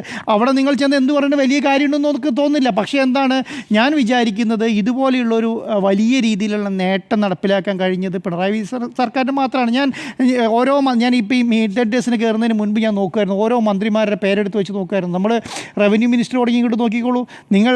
പിന്നെ ഓരോ ദുരന്തം കണ്ടില്ല. ഞാനിപ്പോൾ വയനാട് ദുരന്തം ഉണ്ടായപ്പോൾ ഈ വയനാട്ടിൽ ഇന്ന് കിട്ടുന്നതിനേക്കാളും വെച്ച് ഏറ്റവും നല്ല ഭൂമി അതിനേക്കാളും നല്ല ഭൂമി നല്ല ഭൂമി വയനാട്ടിൽ കിട്ടും. ഞാൻ എൽസ്റ്റേറ്റിനേക്കാളും നല്ലൊരു ഭൂമി വയനാട്ടിൽ കിട്ടും ഞാൻ വിചാരിക്കുന്നില്ല. അത്രയും വൃത്തിയുള്ള ഒരു ഭൂമി കണ്ടെത്താൻ വേണ്ടി ഈ റവന്യൂ മിനിസ്റ്റർക്ക് റവന്യൂ വകുപ്പിന് കണ്ടെത്താൻ പറ്റി. അതിനുവേണ്ടി ഇപ്പോൾ പണി നടന്നു. കാരണം ഡിലേ ഉണ്ടായിട്ടുണ്ടാവും. പക്ഷേ എന്താണ് ഭൂമി ഏറ്റെടുത്തുകൊണ്ട് ഉണ്ടാകുന്ന ഡിലേ ആണ്. ഭൂമി ഏറ്റെടുക്കാൻ നേരത്തെ പണിയാൻ പറ്റും. പക്ഷേ അത്രയും നല്ലൊരു ഭൂമി ഏറ്റെടുക്കാൻ കാണിച്ചൊരു ഇതുണ്ടല്ലോ, അത് തന്നെ വലിയ കാര്യമാണ്. അപ്പോൾ നിങ്ങൾ ഓരോ മിനിസ്റ്റർമാരെ എടുത്ത് നോക്കിക്കോളൂ, നിങ്ങൾ ധനവകുപ്പ് എടുത്ത് നോക്കിക്കോളൂ, നിങ്ങൾ റോഷി അഗസ്റ്റൻ ഇറിഗേഷൻ എടുത്ത് നോക്കിക്കോളൂ, ഓരോ മിനിസ്റ്റർമാരുടെ എടുത്ത് നോക്കിയിട്ട് രാജേഷ് മിനിസ്റ്റർ എടുത്ത് നോക്കിക്കോളൂ. അല്ല, കഴിഞ്ഞ പ്രാവശ്യമൊക്കെ നിങ്ങൾ ഈ എക്സൈസ് വകുപ്പിൻ്റെ അഴിമതിയുടെ കൂമ്പാരല്ല. 2016 മുൻപ് ബാർക്കോഴ എന്ന് പറയുന്ന ഒരു വലിയ അഴിമതിയുണ്ട്. കഴിഞ്ഞ 9 വർഷമായിട്ട് എക്സൈസ് വകുപ്പിൽ നിങ്ങൾ ഏതെങ്കിലും ഒരു അഴിമതി കണ്ടോ? ഒരഴിമതി കണ്ടോ? പാലം പണിതതിൻ്റെ അകത്ത് പാലാരിവട്ടം പാലത്തിൻ്റെ മേലെ എന്തൊരു വലിയ അഴിമതിയായിരുന്നു. എത്രയെങ്ങാനും പാലങ്ങൾ കഴിഞ്ഞ 9 വർഷത്തിന് ശേഷം പണിതു. ഏതെങ്കിലും ഒരു അഴിമതി നിങ്ങൾ കണ്ടോ? അപ്പം ഈ പറയുന്ന സംവിധാനങ്ങളെ ഒന്നുമില്ലാതെ ഈ ഒരു സർക്കാരിനെ കൊണ്ടു നടക്കാൻ പിണറായി വിജയൻ സർക്കാരിന് കഴിഞ്ഞു എന്നുള്ളതാണ് വലിയ ക്രെഡിറ്റ്. അങ്ങനെ 9 വർഷം ഒരു സർക്കാർ ഇതിനെ കൊണ്ടു നടന്നാൽ അത് ആഘോഷിക്കേണ്ട എന്നുള്ള അഭിപ്രായമൊന്നും എനിക്കില്ല. നല്ല രീതിയിൽ ആഘോഷിക്കണം എന്നുള്ളതാണ്. അപ്പോൾ ആഘോഷിക്കാനുള്ള എല്ലാം ഉണ്ട്. ഇതുപോലൊരു സർക്കാർ അഴിമതിരഹിതമായിട്ടൊരു ഇന്ത്യയിൽ ഇത്ര അഴിമതിരഹിതമായിട്ടൊരു സർക്കാർ കൊണ്ടുവരുന്നത് എനിക്ക് വിചാരിക്കുന്നില്ല. എത്രയോ മന്ത്രിമാർ രാജിവെക്കുന്നുണ്ട്. ഇവിടെ ഒരു മന്ത്രിമാർ അഴിമതി കേസിൽ രാജിവെച്ചിട്ടില്ലല്ലോ. വലിയ രീതിയിൽ അഴിമതി ആരോപണം നേരിട്ട് ഒരു മന്ത്രി ഈ പറഞ്ഞ മന്ത്രിസഭയിൽ ഇല്ല എന്നുള്ളതാണ്. അപ്പോൾ ആഘോഷിക്കാൻ വകയുണ്ട് എന്നുള്ളതാണ് എൻ്റെ അഭിപ്രായം. സ്മൃതി, ആഘോഷിക്കാനുണ്ടോ എന്ന് വെച്ചാൽ ഏത് സർക്കാരും അവരുടെ വാർഷികാഘോഷം നടത്താറുണ്ട്.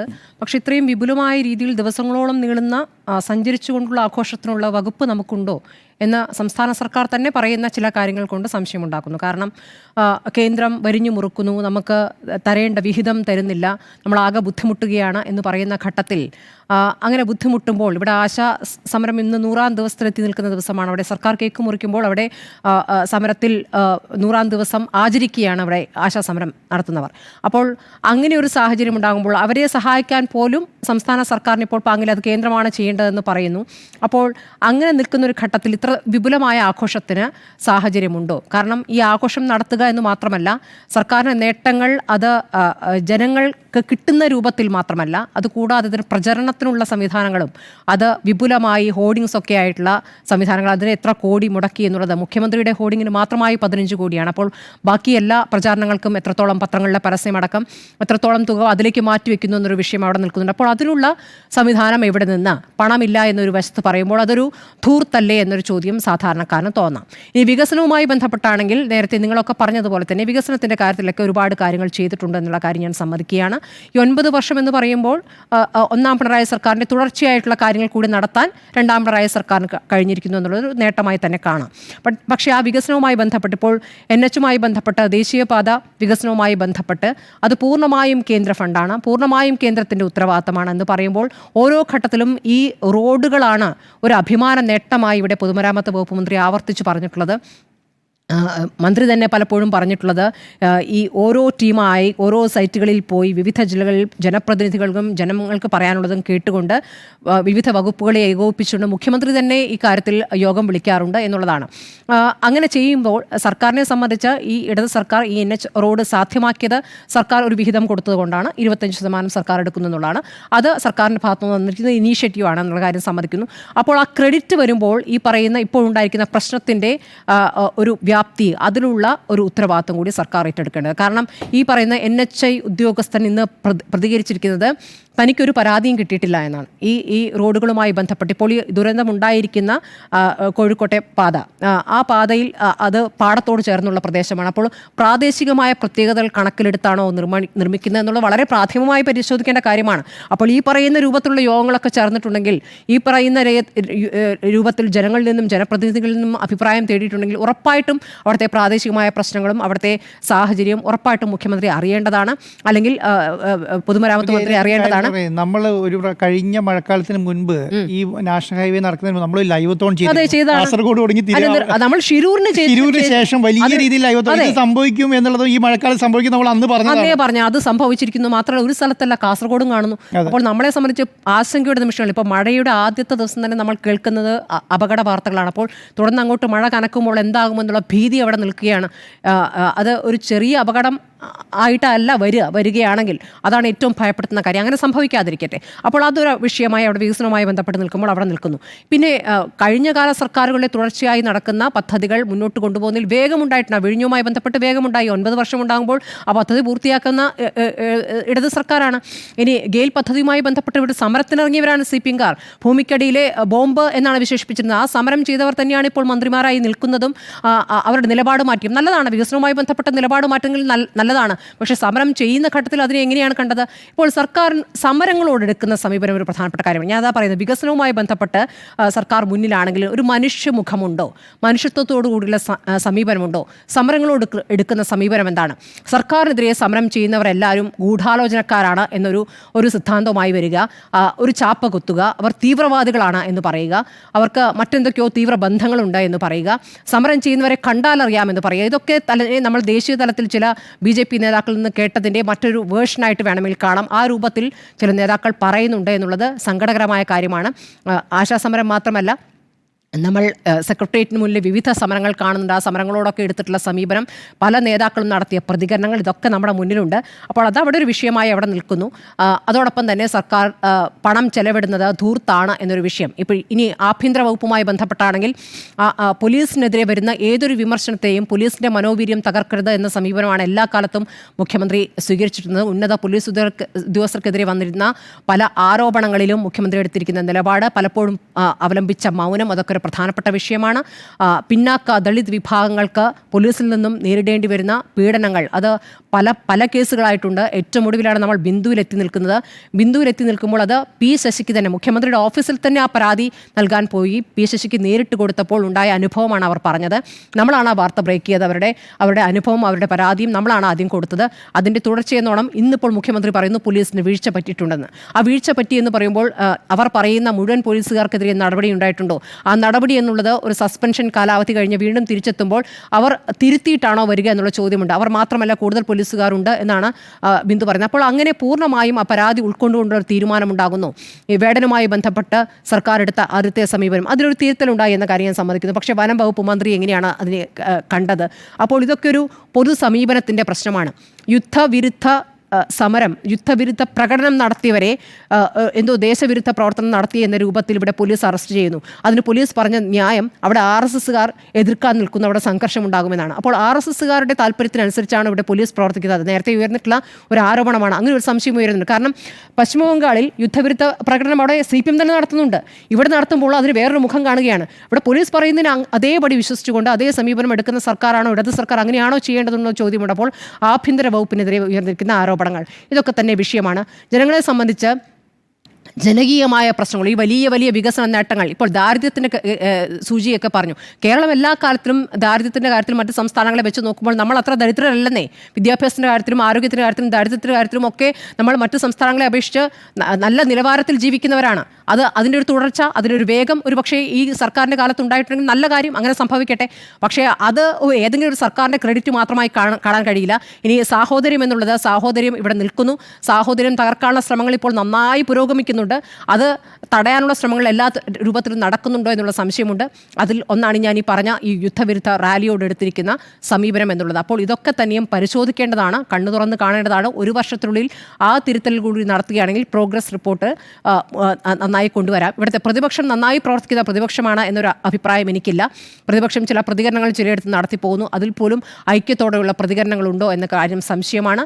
പ്രതിപക്ഷം നന്നായി പ്രവർത്തിച്ചാൽ പ്രതിപക്ഷത്തിന് ഭരണപക്ഷത്തിൽ വരാം, അല്ലെങ്കിൽ ഭരണപക്ഷം നന്നായി പ്രവർത്തിപ്പിച്ചാൽ മൂന്നാം പിണറായി സർക്കാർ ഇവിടെ ഉണ്ടാവുകയും ചെയ്യും. ചെറിയൊരു തിരുത്ത് മാത്രം. ഈ ഗെയിൽ വാതകത്തെക്കുറിച്ച് തിരുത്ത് എന്ന് പറയേണ്ട അഭിപ്രായ വ്യത്യാസം എന്ന് പറഞ്ഞാൽ അതിനകത്ത് അഭിപ്രായ വ്യത്യാസം അല്ല. തിരുത്തെന്ന് പറയാനുള്ള കാരണം അതിൽ നേരത്തെ CPM നിഷേധിച്ച ഒന്നാണ്. നിഷേധിച്ചിട്ട് കാര്യമില്ല. CPM ഇവിടെ സമരത്തിലുണ്ടായിരുന്നു നമ്മൾ കണ്ടതാണെന്നേ.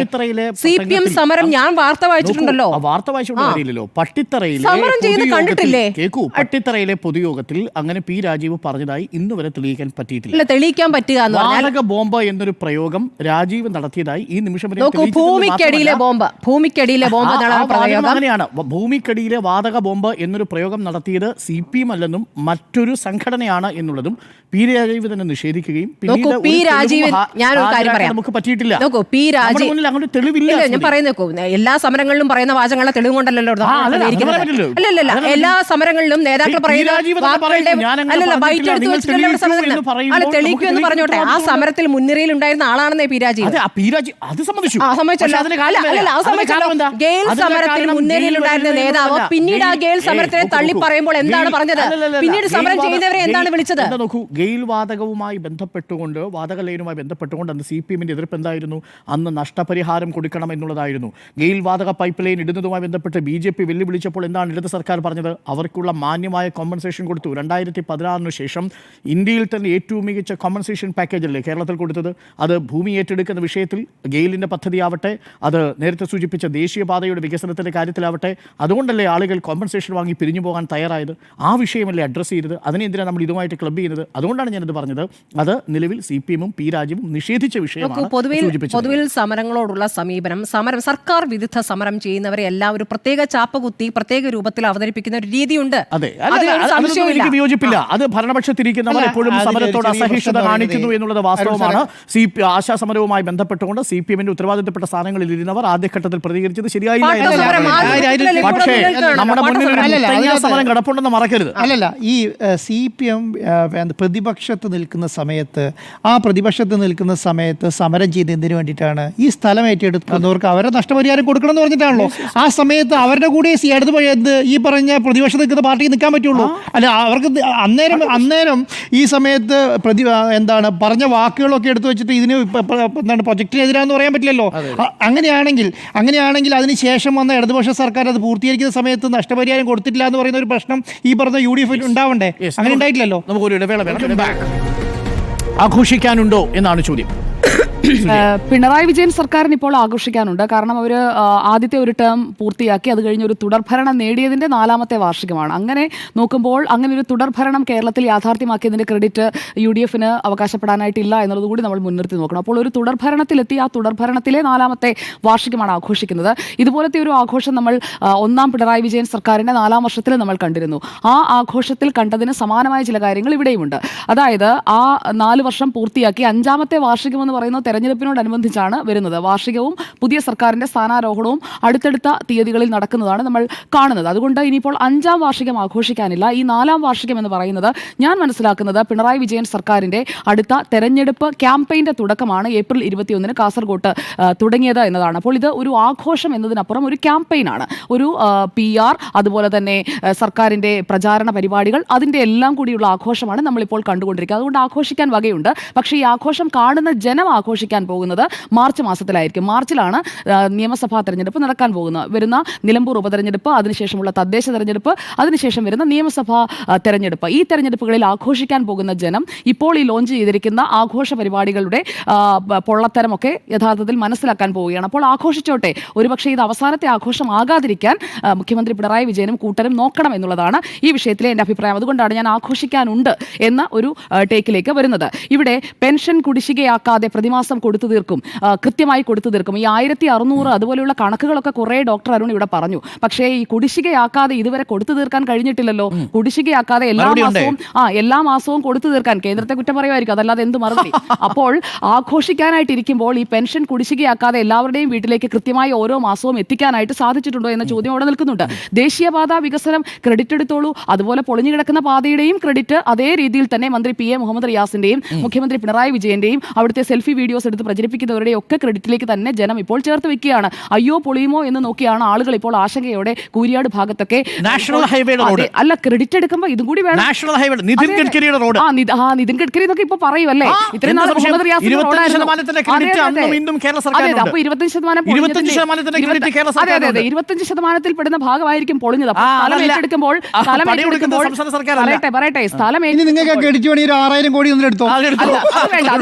അത് വേണ്ട. അത് നിങ്ങൾ പറയാൻ അത്ര മാക്സിമം പുകഴ്ത്തിയല്ലോ. ഞാൻ കാര്യങ്ങളൊക്കെ ഒന്ന് പറയട്ടെ, ജനം എല്ലാം ഒന്ന് കേൾക്കണമല്ലോ. ദേശീയ ഒരു സെൽഫ് ഗോളുമില്ല. ദേശീയപാതയുടെ കരാർ ഏറ്റെടുത്തിരിക്കുന്ന കമ്പനി, അതിൽ ക്രമക്കേട്, അതിൽ ആ നിർമ്മാണ കമ്പനി, കരാർ കമ്പനി ആ റീച്ചിൽ നടത്തിയിരിക്കുന്ന പ്രവർത്തനത്തിൽ അപാകതയുണ്ടെങ്കിൽ അവർക്കെതിരായ കൃത്യമായ നടപടിയെടുക്കണം. അത് NHAI എടുക്കണം. അതുപോലെ തന്നെ NHAIയെ ഈ നാട്ടുകാരുടെ ഭാഗത്തു നിന്നുള്ള പ്രതിഷേധമടക്കം, അവിടെ സ്ഥലം ഏറ്റെടുക്കലിട, അവിടെ ചതുപ്പാണോ, അവിടുത്തെ മണ്ണിന്റെ പ്രത്യേകത എന്താണ്, അങ്ങനെയുള്ള പല കാര്യങ്ങൾ നാട്ടുകാർ പറഞ്ഞപ്പോൾ അതെല്ലാം മൂടി വെച്ച് സ്ഥലം ഏറ്റെടുത്ത് ഈ വികസന പദ്ധതികൾ മുന്നോട്ട് കൊണ്ടുപോകാനായിട്ട് ഈ സംസ്ഥാന സർക്കാരിന്റെ ഭാഗത്തു നിന്ന് നീക്കമുണ്ടായോ എന്നതുകൂടി ആലോചിക്കേണ്ട വിഷയമാണ്. ഞാനത് പറഞ്ഞ് പൂർത്തിയാക്കട്ടെ സാർ, പൂർത്തിയാക്കിയിട്ട് തർക്കിക്കാം നമുക്ക്. അപ്പോൾ ഈ ദേശീയപാത വികസനത്തിന്റെ ഈ പൊളിഞ്ഞ പാത എന്തായാലും അവിടെ കിടപ്പുണ്ട്. ജനം കാണുന്നത് അതാണ്. ഈ നല്ല രീതിയിൽ കറുപ്പിച്ച് നല്ല വെളുത്ത വരയൊക്കെ ഇട്ട് നല്ല വീഡിയോ ഒക്കെ എടുത്ത് അങ്ങോട്ട് പ്രൊജക്ട് ചെയ്ത് ഡ്രോൺ ഷോട്ട് ഒക്കെ വെച്ച് അങ്ങോട്ട് ആഘോഷിക്കുമ്പോഴുണ്ടല്ലോ, അതിന്റെ കൂടെ ഈ പൊളിഞ്ഞു കിടക്കുന്ന ആ വിള്ളലിന്റെ ആഴവും കാണുന്നുണ്ട്. ഞാനത് പറഞ്ഞ് പൂർത്തിയാക്കട്ടെ. ഡോക്ടർ അരുൺ ഇങ്ങനെ വിഷമിക്കാതെ, താങ്കൾക്ക് വിഷമം വരും. താങ്കൾക്ക് വിഷമം വരും. നാഷണൽ ഹൈവേ, നിതിൻ ഗഡ്കരി, ഉപരിതല ഗതാഗത വകുപ്പ്, കേന്ദ്ര സർക്കാർ, നരേന്ദ്രമോദി, താങ്കൾ പറയൂ. ഈ പൊളിയുമ്പോൾ മാത്രമാണ് കേട്ടോ കേന്ദ്രത്തെ കുറിച്ച് പറയുക. അതുവരെ PA മുഹമ്മദ് റിയാസ് പണിത റോഡ് പോലെയാണ് ആഘോഷം.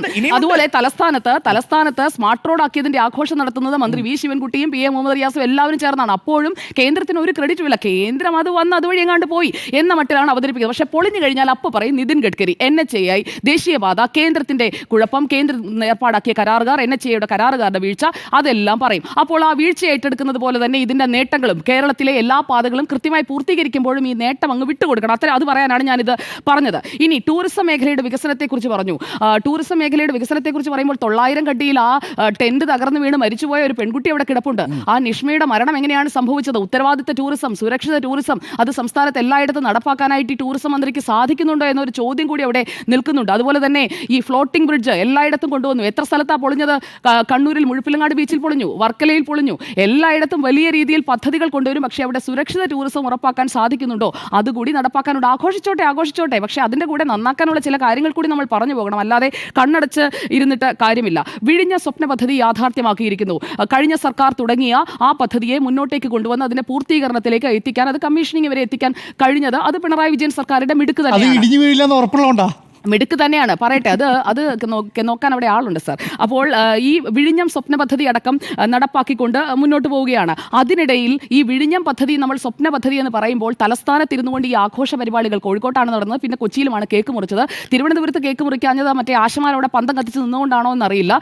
എന്തായാലും ആശാ സമരം അത് സംസ്ഥാന വ്യാപകമായി അവർ മുന്നോട്ട് കൊണ്ടുപോവുകയാണ്. 100ാമത്തെ ദിവസമാണ് ആശമാർ സമരം ഇരിക്കുന്നത്. ആ 100 ദിവസത്തെ 100 days ഓഫ് ലവ് എന്നൊക്കെ പറയുന്നത് പോലെ 100 days ഓഫ് ഇൻജസ്റ്റിസ് എന്ന പേരിലാണ് നമ്മളത് ആഘോഷിക്കേണ്ടത്. അതുകൂടി ഒന്ന് ആഘോഷിക്കേണ്ടതായിരുന്നു. 100 ഡേയ്സ് ഓഫ് ഇൻജസ്റ്റിസ് ആർക്ക് നേരെയാണ്? കേരളത്തിന്റെ ആരോഗ്യ മേഖലയെ ഏറ്റവും മികച്ചതാക്കാൻ. കോവിഡ് കാലത്തെക്കുറിച്ചൊക്കെയുള്ള നേട്ടങ്ങളെക്കുറിച്ചൊക്കെ ഇവിടെ പറഞ്ഞല്ലോ. അപ്പോൾ കോവിഡ് കാലത്ത് ഈ നേട്ടം ഉണ്ടാക്കാനായിട്ട് മുന്നിൽ നിന്ന മുന്നണി പോരാളികളെ അവരാവശ്യപ്പെടുന്ന ഓണറേറിയത്തിലേക്ക് എത്തിക്കാനായിട്ടുള്ള ഒരു നീക്കം പോലും നടത്താതെ ആ കാര്യങ്ങളൊക്കെ പഠിക്കാനൊക്കെ എന്തോ സമിതിയൊക്കെ അന്ന് ഉണ്ടാക്കിയായിരുന്നു. പിന്നീട് അതിന്റെ അനക്കമൊന്നും കണ്ടില്ല. എന്തായാലും അവരുടെ ഓണറേറിയം ഒന്നും എന്തായാലും കൂട്ടിയിട്ടില്ല. അത് കൂട്ടാതെയാണ് അവരുടെ ഓണറേറിയം കൂട്ടുന്നു എന്നൊരു പ്രഖ്യാപനമൊക്കെ ഈ വാർഷികത്തിൽ വന്നിരുന്നെന്നുണ്ടെങ്കിൽ അത് സർക്കാരിന്റെ ആ ഒരു മതിപ്പ് എത്രത്തോളം കൂട്ടിയേനെ എന്നത് കൂടി സർക്കാർ ആലോചിക്കേണ്ടതാണ്. അപ്പോൾ നമ്പർ 1 ആക്കാൻ മുന്നിൽ നിന്ന് ആളുകളെ തഴയുന്നു. ഒരാളെ മാത്രമല്ല തഴയുന്നത്, അടുത്തത് കൂടി പറയാം. ഈ നമ്മുടെ സൈന്യമാണ് പ്രളയകാലത്ത് നമ്മുടെ മുന്നിൽ നിന്ന് നയിച്ച കേരളത്തിന്റെ സൈന്യമാണ് മത്സ്യത്തൊഴിലാളികൾ. മുതലപ്പുഴി കിടക്കുന്ന കണ്ടില്ലേ? മുതലപ്പുഴയിൽ ഒരു ഡ്രഡ്ജർ, ഒന്നിനും കൊള്ളാത്ത ഒരു ഡ്രഡ്ജർ കൊണ്ടുവന്നിട്ടിട്ട് ഇപ്പൊ നീക്കാം ഇപ്പൊ ശരിയാക്കാം എന്ന് പറഞ്ഞിട്ട് എവിടെ ശരിയായി? ഒന്നും ശരിയായിട്ടില്ല. മുതലപ്പുഴയിൽ ഒരു ചന്ദ്രഗിരി ഡ്രഡ്ജർ കൊണ്ടുവരുന്നു, ആളുകളെ പറ്റിക്കുന്നു. മത്സ്യത്തൊഴിലാളികൾ എന്നിട്ട് ഹാർബർ എഞ്ചിനീയറിംഗ് ഓഫീസ് രാത്രിയും പകലും ഉപരോധിക്കുകയാണ്, ഉദ്യോഗസ്ഥരെ പൂട്ടിയിടുകയാണ്. അവരുടെ ഉപജീവനത്തിന്റെ പ്രശ്നമാണ്. കേരളത്തിന്റെ സൈന്യമെന്നൊന്നും വിളിച്ചിട്ട് മാത്രം കാര്യമില്ല. ആ സൈന്യത്തിന്റെ കണ്ണീരൊപ്പാൻ, മത്സ്യത്തൊഴിലാളികളുടെ കണ്ണീരൊപ്പാനായിട്ടുള്ള നടപടി കൂടി ഉണ്ടാവണമായിരുന്നു. ആ മുതലപ്പുഴയിലെ മണൽ നീക്കമടക്കം കാര്യങ്ങളെല്ലാം ഒന്ന് റെഡിയാക്കിയിട്ട് ഒരു ആഘോഷം സംഘടിപ്പിക്കുകയായിരുന്നെങ്കിൽ മത്സ്യത്തൊഴിലാളികളും ഇപ്പോൾ ഇരുന്ന് കൈയടിച്ചേനെ. ഇപ്പോൾ മത്സ്യത്തൊഴിലാളികൾ അവിടെ ഇരുന്ന് പറയുന്നുണ്ടോ അവന്റെയൊക്കെ ഒരു ആഘോഷം, നമുക്ക് ഇവിടെ ജീവിക്കാനായിട്ട് വഴിയില്ല എന്ന് മുതലപ്പുഴയിലെ പാവപ്പെട്ട മത്സ്യത്തൊഴിലാളികൾ പറയുന്നുണ്ട്. അതുപോലെ മുട്ടിലിഴയുന്ന കുറെ പേരെ നമ്മൾ കണ്ടായിരുന്നു. PSC റാങ്ക് ലിസ്റ്റിൽ പെൺകുട്ടികൾ, വനിതാ ശാക്തീകരണം പറയുന്നുണ്ട്. പോലീസ് സേനയിൽ സ്ത്രീകളെ എല്ലാ സ്റ്റേഷനുകളിലും വേണമെന്നുള്ളതൊക്കെ നടപ്പാകാതെ, CPOമാർ വേണമെന്നുള്ളത് നടപ്പാക്കാതെ കിടക്കുമ്പോഴാണ് റാങ്ക് ലിസ്റ്റിൽപ്പെട്ടവരുടെ റാങ്ക് ലിസ്റ്റിന്റെ കാലാവധി കഴിഞ്ഞ 19-ാം തീയതി അങ്ങ് തീർന്നു. അവരവിടെ ഇരുന്ന് പലതരത്തിൽ കയ്യിൽ കർപ്പൂരം കത്തിച്ചു വെച്ച് മുട്ടിലിഴഞ്ഞ് കല്ലുപ്പിൽ മുട്ടുകുത്തി നിന്ന് അതെല്ലാം കേരളം കണ്ടതാണ്. അപ്പോൾ ഇവിടെ ആഘോഷിച്ചാട്ടെ എന്ന് ജനം പറയുന്നുണ്ട്. ഇതിനുള്ള മറുപടിയായിട്ടുള്ള ആഘോഷം തരാൻ ജനം അവിടെ കാത്തിരിക്കുന്നുണ്ട് എന്ന ഒരു കാര്യം കൂടി സർക്കാർ ഈ ആഘോഷത്തിലേക്ക് പോകുമ്പോൾ ഓർക്കണം. അങ്ങനെ അവിടെ തീർക്കാതെ കിടക്കുന്ന പ്രശ്നങ്ങൾ, മുനമ്പത്തെക്കുറിച്ച് പറഞ്ഞു, വഖഫിനെ കുറിച്ച് പറഞ്ഞു. അതോടൊപ്പം മുനമ്പം അടക്കമുള്ള മേഖലകളിലെ കടൽഭിത്തി പൂർണ്ണമാക്കാവുന്ന ഒരു വാക്ക് കൊടുത്തായിരുന്നു. ആ കടൽഭിത്തി നിർമ്മാണം മഴ വരികയാണ്, വലിയ രീതിയിൽ തിരയടിച്ച് ഇന്നിപ്പോൾ വെള്ളയിൽ ഹാർബറിൽ ഒരു മത്സ്യത്തൊഴിലാളി മരിച്ചു. ബോട്ടിൽ പോയ ആളാണ് മരിച്ചത്. അപ്പോൾ കടൽ പ്രക്ഷുബ്ധമാകുന്നു. കടൽഭിത്തി പലയിടത്തും പൂർത്തിയായിട്ടില്ല. കേരളത്തിന്റെ കടൽ തീരങ്ങളിലെ സുരക്ഷ എവിടെയാണ്? സർക്കാർ ഇങ്ങ് വന്നിട്ട് 9 കൊല്ലമായല്ലോ, ഇതുവരെ എന്താണ് ഇതൊന്നും പൂർത്തിയാക്കാത്തത്? അപ്പോൾ എവിടെയാണ് ഈ സർക്കാരിന്റെ ഫോക്കസ് എന്നുള്ളത് ജനം ചോദിക്കുമെന്നുള്ളത് ഉറപ്പാണ്. ക്യാപ്റ്റൻസി 10-ാം വർഷത്തിലേക്ക് കടക്കുന്നു. പിണറായി വിജയനെ ഞാൻ കുറ്റം പറയുന്നില്ല. കാരണം പിണറായി വിജയൻ ഒരു എതിരാളിയില്ല. പ്രതിപക്ഷം എന്താണ് കാണിക്കുന്നത് എനിക്ക് മനസ്സിലാവുന്നില്ല. പ്രതിപക്ഷത്തിന് കൃത്യമായിട്ടുള്ള ഒരു എതിരാളിയായി മുഖ്യമന്ത്രി പിണറായി വിജയനെ, അദ്ദേഹത്തിന്റെ സർക്കാരിന്റെ കോട്ടങ്ങളെ തുറന്നു കാട്ടിക്കൊണ്ട് എതിർക്കാൻ കഴിയുന്നില്ല. അപ്പോൾ പിന്നെ അദ്ദേഹത്തിന് ആഘോഷിക്കാം. മുഖ്യമന്ത്രി പിണറായി വിജയൻ കേക്ക് മുറിക്കുന്നതിനും ആഘോഷിക്കുന്നതിനും നേട്ടങ്ങൾ എണ്ണി പറയുന്നതിനും തിരിച്ചൊരു ക്ലെയിം വെക്കാൻ പ്രതിപക്ഷത്തിന് സാധിക്കാത്ത സാഹചര്യത്തിലേക്ക് അവർ പോയിട്ടുണ്ട് എന്നുള്ളതാണ്. നിഷ്ക്രിയ പ്രതിപക്ഷമായി കുറച്ചെങ്കിലും മാറിയിട്ടുണ്ട്. ഇത്രയും 9 വർഷമൊക്കെ തുടർച്ചയായിട്ടൊക്കെ പ്രതിപക്ഷത്തിരിക്കാൻ കിട്ടിയ ഒരു അവസരമൊക്കെ എന്ന് പറഞ്ഞു കഴിഞ്ഞാൽ എങ്ങനെ ഉപയോഗിക്കാം? എന്നിട്ട് എന്താണ് ചെയ്തത്? എന്താണ് ഏറ്റെടുത്ത ഒരു സമരം? ആശമാരുടെ ഒപ്പം കൂടി, എന്നിട്ട് അവരെ വഴിയിലിട്ടിട്ട് പോയി. 100-ാം ദിവസത്തെ അവരുടെ സമരം നിൽക്കുമ്പോഴേക്കും അവിടെ ഞാൻ പ്രതിപക്ഷ നേതാക്കളെ ആരെയും കണ്ടില്ല. നേതാക്കൾ ആരും അവരൊക്കെ മറ്റേ കറുത്ത കൊടിയും പിടിച്ച് കരിങ്കൊടി പ്രതിഷേധത്തിലായിരുന്നു. ആശമാരുടെ കൂടിയെന്ന് ഞാൻ കണ്ടില്ല. കുറച്ച് കഴിഞ്ഞപ്പോഴത്തേക്കും ആശമാരെ ഇട്ടിട്ട് പോയിട്ടുണ്ടല്ലോ. അവരും ആശമാർ ഒറ്റയ്ക്കാണ് സമരം ചെയ്യുന്നത് കണ്ടത്. അപ്പോൾ സർക്കാരിനെ തിരുത്താൻ കഴിയാത്ത ഒരു പ്രതിപക്ഷം ഇവിടെ ഉണ്ട് എന്നത് ഒരു പ്രധാനപ്പെട്ട വിഷയമായി തന്നെ നമ്മൾ എടുത്തു പറയേണ്ടതാണ്. അതോടൊപ്പം തന്നെ UDF കാലത്ത് വഴിമുട്ടിയ പദ്ധതികളാണ് ഞങ്ങൾ യാഥാർത്ഥ്യമാക്കിയത് എന്ന് സർക്കാർ പറയുമ്പോൾ ഞങ്ങളുടെ പദ്ധതികളൊന്നും വഴിമുട്ടിയിട്ടില്ല എന്ന ഒരു സ്റ്റേറ്റ്മെന്റ് പോലും വരുന്നില്ല. അതുപോലെ തന്നെ ഉന്നയിച്ച ആരോപണങ്ങളെക്കുറിച്ച് മാധ്യമപ്രവർത്തകൻ ചോദിക്കുമ്പോൾ പ്രതിപക്ഷ നേതാവ് VD സതീശന് മൗനമാണ്. അങ്ങനെ വരുമ്പോഴേക്കും ഒരു നിഷ്ക്രിയ പ്രതിപക്ഷമാണ് എന്നുണ്ടെങ്കിൽ ഇപ്പുറത്ത് ഗോൾ അടിച്ചുകൊണ്ടേയിരിക്കും. ഇനിയിപ്പോൾ അടുത്ത ഊഴം, 3-ാം ഊഴത്തിലേക്ക് പിണറായി വിജയൻ സർക്കാർ എത്തി, LDF സർക്കാർ എത്തിക്കഴിഞ്ഞിട്ട് പിന്നെ ജനത്തെ കുറ്റം പറഞ്ഞിട്ട് കാര്യമില്ല. ജനത്തിന് സെലക്ട് ചെയ്യാനായിട്ട് ഇപ്പുറത്ത് എന്തെങ്കിലും വേണം. അതുണ്ടോ എന്നറിയണമെന്നുണ്ടെങ്കിൽ ആ രീതിയിലുള്ള പ്രവർത്തനം കാഴ്ചവെക്കണം. അതിന് കഴിയാത്ത ഒരു പ്രതിപക്ഷം ഉള്ളിടത്തോളം കാലം ഈ ആഘോഷം തുടരും എന്ന് തന്നെയാണ് ഞാൻ കരുതുന്നത്. 24-ാം പാർട്ടി കോൺഗ്രസും തുടർഭരണം നിർബന്ധമായി ഉണ്ടാകണം എന്നുള്ള ഒരു ഡിക്ലറേഷനോട് കൂടി തന്നെയാണ് പിരിഞ്ഞിരിക്കുന്നത്. അതിലേക്ക് ഇടതുപക്ഷത്തിന് CPIM-ന് എത്താൻ കഴിയുന്ന ഒരു സാഹചര്യം തന്നെ നിലവിലുണ്ട് എന്നത് ആർക്ക് നോക്കിക്കഴിഞ്ഞാൽ മനസ്സിലാക്കാവുന്ന സാഹചര്യമാണ്. എന്തായാലും ഏപ്രിൽ 21-ന് തുടങ്ങിയ 4-ാം വാർഷികത്തെ ഈ ആഘോഷ പരിപാടികളെയൊക്കെ കൃത്യമായിട്ടുള്ള ഒരു പൊളിറ്റിക്കൽ പ്ലാനിംഗ് തന്നെയാണ് അതിന് പിന്നിലുള്ളതെന്നാണ് ഞാൻ കരുതുന്നത്. അത് തെരഞ്ഞെടുപ്പിലേക്ക് പോകുമ്പോൾ അടുത്ത ഒരു തുടർഭരണം, അതിനായിട്ടുള്ള ഒരു അഡ്വാൻസ് പ്ലാനിംഗ് നടത്തുന്ന ഇടതുപക്ഷത്തെ കുറ്റം പറയണമെന്ന് ഞാനില്ല. അത് ആരായാലും അംബീഷ്യസ് ആയിട്ടുള്ള ആരായാലും ചെയ്യുന്ന കൃത്യമായിട്ടുള്ളൊരു പ്ലാനിംഗ് തന്നെയാണ് അവർ തുടങ്ങിയിരിക്കുന്നത്. ഇത് പ്രതിപക്ഷം തിരിച്ചറിഞ്ഞാൽ അവർക്ക് കൊള്ളാം. ഇല്ലെങ്കിൽ 3-ാം പ്രതിപക്ഷമായിട്ട് വീണ്ടും വന്ന് പ്രതിപക്ഷത്തിരിക്കാം. ഇപ്പോൾ കിട്ടിയത്ര തന്നെ സീറ്റ് പ്രതിപക്ഷത്തിന് കിട്ടുമോ എന്നത് കൂടി കണ്ടറിയണം. ലീഗ് ഏറ്റവും വലിയ ഒറ്റകക്ഷിയായിട്ടൊക്കെ പ്രതിപക്ഷത്ത് മാറുന്ന സാഹചര്യമായിരിക്കാം ഒരുപക്ഷെ. ഇങ്ങനെയാണ് നിഷ്ക്രിയമായിട്ട് പോകുന്നതാണ് എന്നുണ്ടെങ്കിൽ വരിക. ഇനിയും സമയമുണ്ട്. അതുകൊണ്ട് കോൺഗ്രസിനും UDF-നും അതുപോലെ തന്നെ BJP-ക്കും ഒക്കെ ഈ ഒരു പ്രൊപ്പഗാൻഡയെ അല്ലെങ്കിൽ ഇപ്പോൾ ഇവർ ഈ ആഘോഷത്തിലൂടെ തുടങ്ങി വെച്ചിരിക്കുന്ന തെരഞ്ഞെടുപ്പ് പ്രചാരണത്തിന് തടയിടാൻ സാധിച്ചാൽ അവർക്ക് കൊള്ളാം എന്നുള്ളതാണ് ഈ വിഷയത്തിലെ എൻ്റെ ടേക്ക്. എന്തായാലും പദ്ധതികൾ അതുപോലെ തന്നെ നവകേരളത്തിലേക്ക് പോകാനായിട്ടുള്ള ആത്മാർത്ഥമായ ശ്രമങ്ങൾ അതിനെയൊന്നും ഞാൻ തള്ളിപ്പറയാനില്ല. കാരണം വികസനത്തിന്റെ കാര്യത്തിൽ രാഷ്ട്രീയം മറന്ന് ഒന്നിച്ചു നിൽക്കണം എന്നുള്ളതാണ് എൻ്റെ ടേക്ക്. സുജയ് അങ്ങനെ പറയുന്നുണ്ടെങ്കിലും പക്ഷേ കേന്ദ്രം അങ്ങനല്ല പറയുന്നത്. കാരണം കണക്ക് വെച്ച് നോക്കിക്കഴിഞ്ഞാൽ കേരളത്തിൽ നിന്ന് കേന്ദ്രം പിരിച്ചുകൊണ്ടുപോകുന്ന ടാക്സ് ഇനത്തിലും ടാക്സ് ഇതര ഇനത്തിലുമായി 91,000 കോടി രൂപയാണ്. പ്രേക്ഷകരെ കണക്ക് ശ്രദ്ധിക്കണം, 91,000 കോടി രൂപ. സുജയ് പറഞ്ഞല്ലോ പെൻഷൻ എന്തുകൊണ്ട് കൊടുത്തു തീർക്കുന്നില്ല, കുടിശ്ശിക വന്നത് എന്തുകൊണ്ടാണ്? കേരളത്തിൽ ഒരു മാസം 62 ലക്ഷം ആളുകൾക്ക് 1,600 രൂപ വീതം പെൻഷൻ കൊടുക്കാൻ 900 കോടി രൂപ വേണം. 11,000 കോടി രൂപ ഒരു വർഷം വേണം. കേരളത്തിൽ നിന്ന് ടാക്സ് ആയിട്ട് കേന്ദ്രം പിരിച്ചുകൊണ്ടുപോകുന്നത് എത്രയാണെന്നറിയാമോ? 91,000 കോടി രൂപ. പകരം കേരളത്തിന് ലഭിക്കുന്നത് എത്രയാണെന്നറിയാമോ? 24,214 കോടി രൂപ. കേവലം 26% മാത്രം. ആ 26% ഒരു 36% ആക്കി തന്നാൽ ഈ മുഴുവൻ ആളുകളുടെയും പെൻഷൻ നാളെ കൊടുത്തു തീർക്കാൻ സംസ്ഥാന സർക്കാരിന് ആദ്യം കേന്ദ്ര സർക്കാർ ആ പണം ഇങ്ങോട്ട് തരണം. നമുക്ക് കുറവ് ചെയ്തിരിക്കുന്ന ഫിനാൻസ് കമ്മീഷൻ മാനദണ്ഡങ്ങൾ പ്രകാരം കുറവ് ചെയ്തിരിക്കുന്ന ആ പണം, നമുക്ക് കിഫ്ബിയുടെ പേരിൽ വെട്ടിക്കുറയ്ക്കപ്പെട്ടിരിക്കുന്ന പണം, ആ പണം തന്നാൽ പെൻഷൻ കൊടുക്കാൻ കേരള സർക്കാർ തയ്യാറാണ്. കേരള സർക്കാർ ഈ പണമൊന്നും പിടിച്ചു വെച്ചിട്ടില്ലല്ലോ. നമ്പർ 1. നമ്പർ 2, NHAയുടെ കാര്യം പറഞ്ഞു. National highway authority of India അതാണ് കടമെടുപ്പ് പരിധി എല്ലാം ഉൾപ്പെടുത്തിയാണ് ഞാൻ ഈ പറഞ്ഞത്, കിഫ്ബിയുടെ അടക്കം. ഇനി NHA, national highway authority of India പണിയുന്നതിനുള്ള ഉത്തരവാദിത്വം ആർക്കാ സുജയ? ആ പണിയുന്നതിനുള്ള സാങ്കേതികമായ മുഴുവൻ ഉത്തരവാദിത്വവും യൂണിയൻ ലിസ്റ്റിൽ 7ാമത് കേന്ദ്രത്തിന്റെ സർഫസ് മിനിസ്ട്രിയുടെ കീഴിൽ വരുന്ന ഉപരിതല ഗതാഗത മന്ത്രാലയത്തിന്റെ കീഴിലാണ്. അവിടെയുണ്ട്. നോക്കൂ, എല്ലാ റോഡുകളും ഇന്ത്യയിൽ ദേശീയപാത ഏറ്റെടുക്കുമ്പോൾ ഗുജറാത്ത് ആവട്ടെ, ഉത്തർപ്രദേശ് ആവട്ടെ, തെലങ്കാന ആവട്ടെ, നാഷണൽ ഹൈവേ പണിയാൻ പോയപ്പോൾ ഈ സ്ഥലം ഏറ്റെടുക്കുന്നതിന് 25% സംസ്ഥാന സർക്കാരിനോട് ആവശ്യപ്പെട്ടു. എന്താ കേരളത്തിൽ മാത്രം സംസ്ഥാന സർക്കാരിനോട് 25% ആവശ്യപ്പെട്ടത് കേന്ദ്രം? അപ്പോൾ 25% കേരളം കൊടുത്തിട്ടുണ്ടെങ്കിൽ അതിന്റെ ക്രെഡിറ്റ് കേരളം എടുക്കും. പക്ഷേ പണിയാനുള്ള ഒരു ഉത്തരവാദിത്വം കേരളത്തിനില്ല. അത് ഏറ്റെടുക്കേണ്ടത് നാഷണൽ ഹൈവേ കാര്യങ്ങളും നിതിൻ ഗഡ്കരിക്കെതിരായിട്ടുള്ള സ്റ്റേറ്റ്മെന്റ് ആണ്. സെൽഫി എടുത്തത്, ഫോട്ടോ എടുത്തത്, മിനിങ്ങുന്ന റോഡ്, ഒപ്പം മോദിയും കൂടെ ഉണ്ട് കേട്ടോ. മോദിക്കെതിരെയാണ്.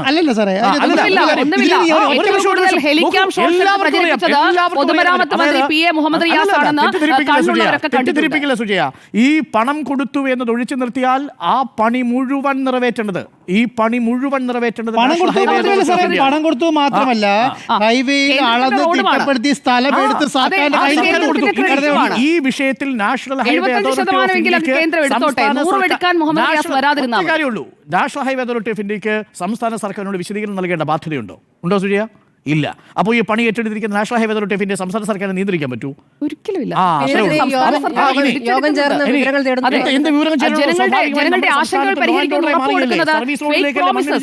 അല്ലല്ല, ഞാൻ ചോദിച്ചതല്ല. അതല്ല പൊതുമരാമത്ത് മന്ത്രി പറഞ്ഞത് ഇടയ്ക്കിടയ്ക്ക് യോഗം ചേരും, ജനപ്രതിനിധികളുടെയും ജനങ്ങളുടെയും കൃത്യമായിട്ട് ഫോളോ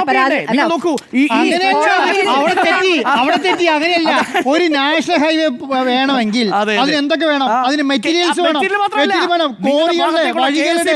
നോക്കൂ, KSEBയുടെ ലൈൻ അവിടെ ഉണ്ട്, വാട്ടർ അതോറിറ്റിയുടെ ലൈൻ അവിടെ ഉണ്ട്, അവിടെ പൊതു പഞ്ചായത്ത് റോഡ് അവിടെ ഉണ്ട്, ബാക്കി ആളുകൾ ഉപയോഗിക്കുന്ന സർവീസ് മുഴുവൻ ഏർപ്പാടാക്കി കൊടുക്കണം. അവിടെ സാധനങ്ങൾ എത്തിക്കണം, നിങ്ങൾക്ക് അവിടെ മെറ്റീരിയൽ എത്തിക്കണം. അതിനുവേണ്ടിയാണ് സ്മൃതി അത്.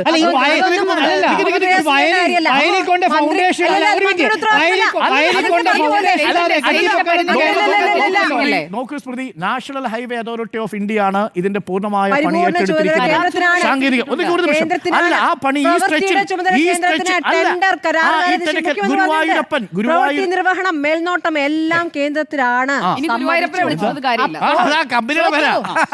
അപ്പോൾ താങ്കൾ ഉദ്ദേശിച്ച ഗുരുവായൂരപ്പൻ അല്ലത്, അതാ കമ്പനിയുടെ പേരാ. നാഷണൽ ഹൈവേ അതോറിറ്റി കേന്ദ്ര സർക്കാർ മന്ത്രി ഈ പറയുന്ന മാസം തോറും യോഗം ചേരുന്നു, എല്ലാവരും വിളിച്ച് ചേർത്തിട്ട് കാര്യങ്ങൾ അന്വേഷിക്കുന്നു, പരാതികൾ കേൾക്കട്ടെ. ആ പരാതിയിൽ ഇവിടെ നിന്നും പരാതി വന്ന് പറഞ്ഞു തീർക്കട്ടെ. ഈ പരാതി ഇപ്പോൾ തകർന്ന റോഡിന്റെ ഭാഗത്തു നിന്നും പരാതി ഉണ്ടായിട്ടുണ്ട് നാട്ടുകാരുടെ. എന്തുണ്ടായി എന്നിട്ട് ആരാ ചെയ്യേണ്ടത്? അറിയിച്ചോ സർക്കാർ? ഇതുവരെ മന്ത്രിയുടെ ഭാഗത്തുനിന്ന് മുഖ്യമന്ത്രിയുടെ ഭാഗത്തുനിന്ന് ഞങ്ങൾ ഇത് അറിയിച്ചിരുന്നു, എന്നിട്ട് വീണ്ടും സംഭവിക്കുന്നതല്ല പറഞ്ഞത്, പരിശോധിക്കും പറഞ്ഞത്. നാഷണൽ ഹൈവേ അതോറിറ്റി ഓഫ് ഇന്ത്യയുടെ റോഡിൽ വിള്ളൽ ഉണ്ടാവുകയും അത് അതിനെങ്ങനെയാ സംസ്ഥാന സർക്കാർ അതിന്റെ പരിഹാരം? മുഖമില്ലാത്തൊരു സംവിധാനം അല്ലല്ലോ. ഗഡ്കരിയുടെ മുഖം അല്ല, എന്താ ഗഡ്കരിയോട് പറയണല്ലോ? ഗഡ്കരിക്ക് പൊതുവെ കേരളത്തോട് സ്നേഹമാണല്ലോ. സ്മൃതി വിചാരിച്ചിരിക്കുന്നത്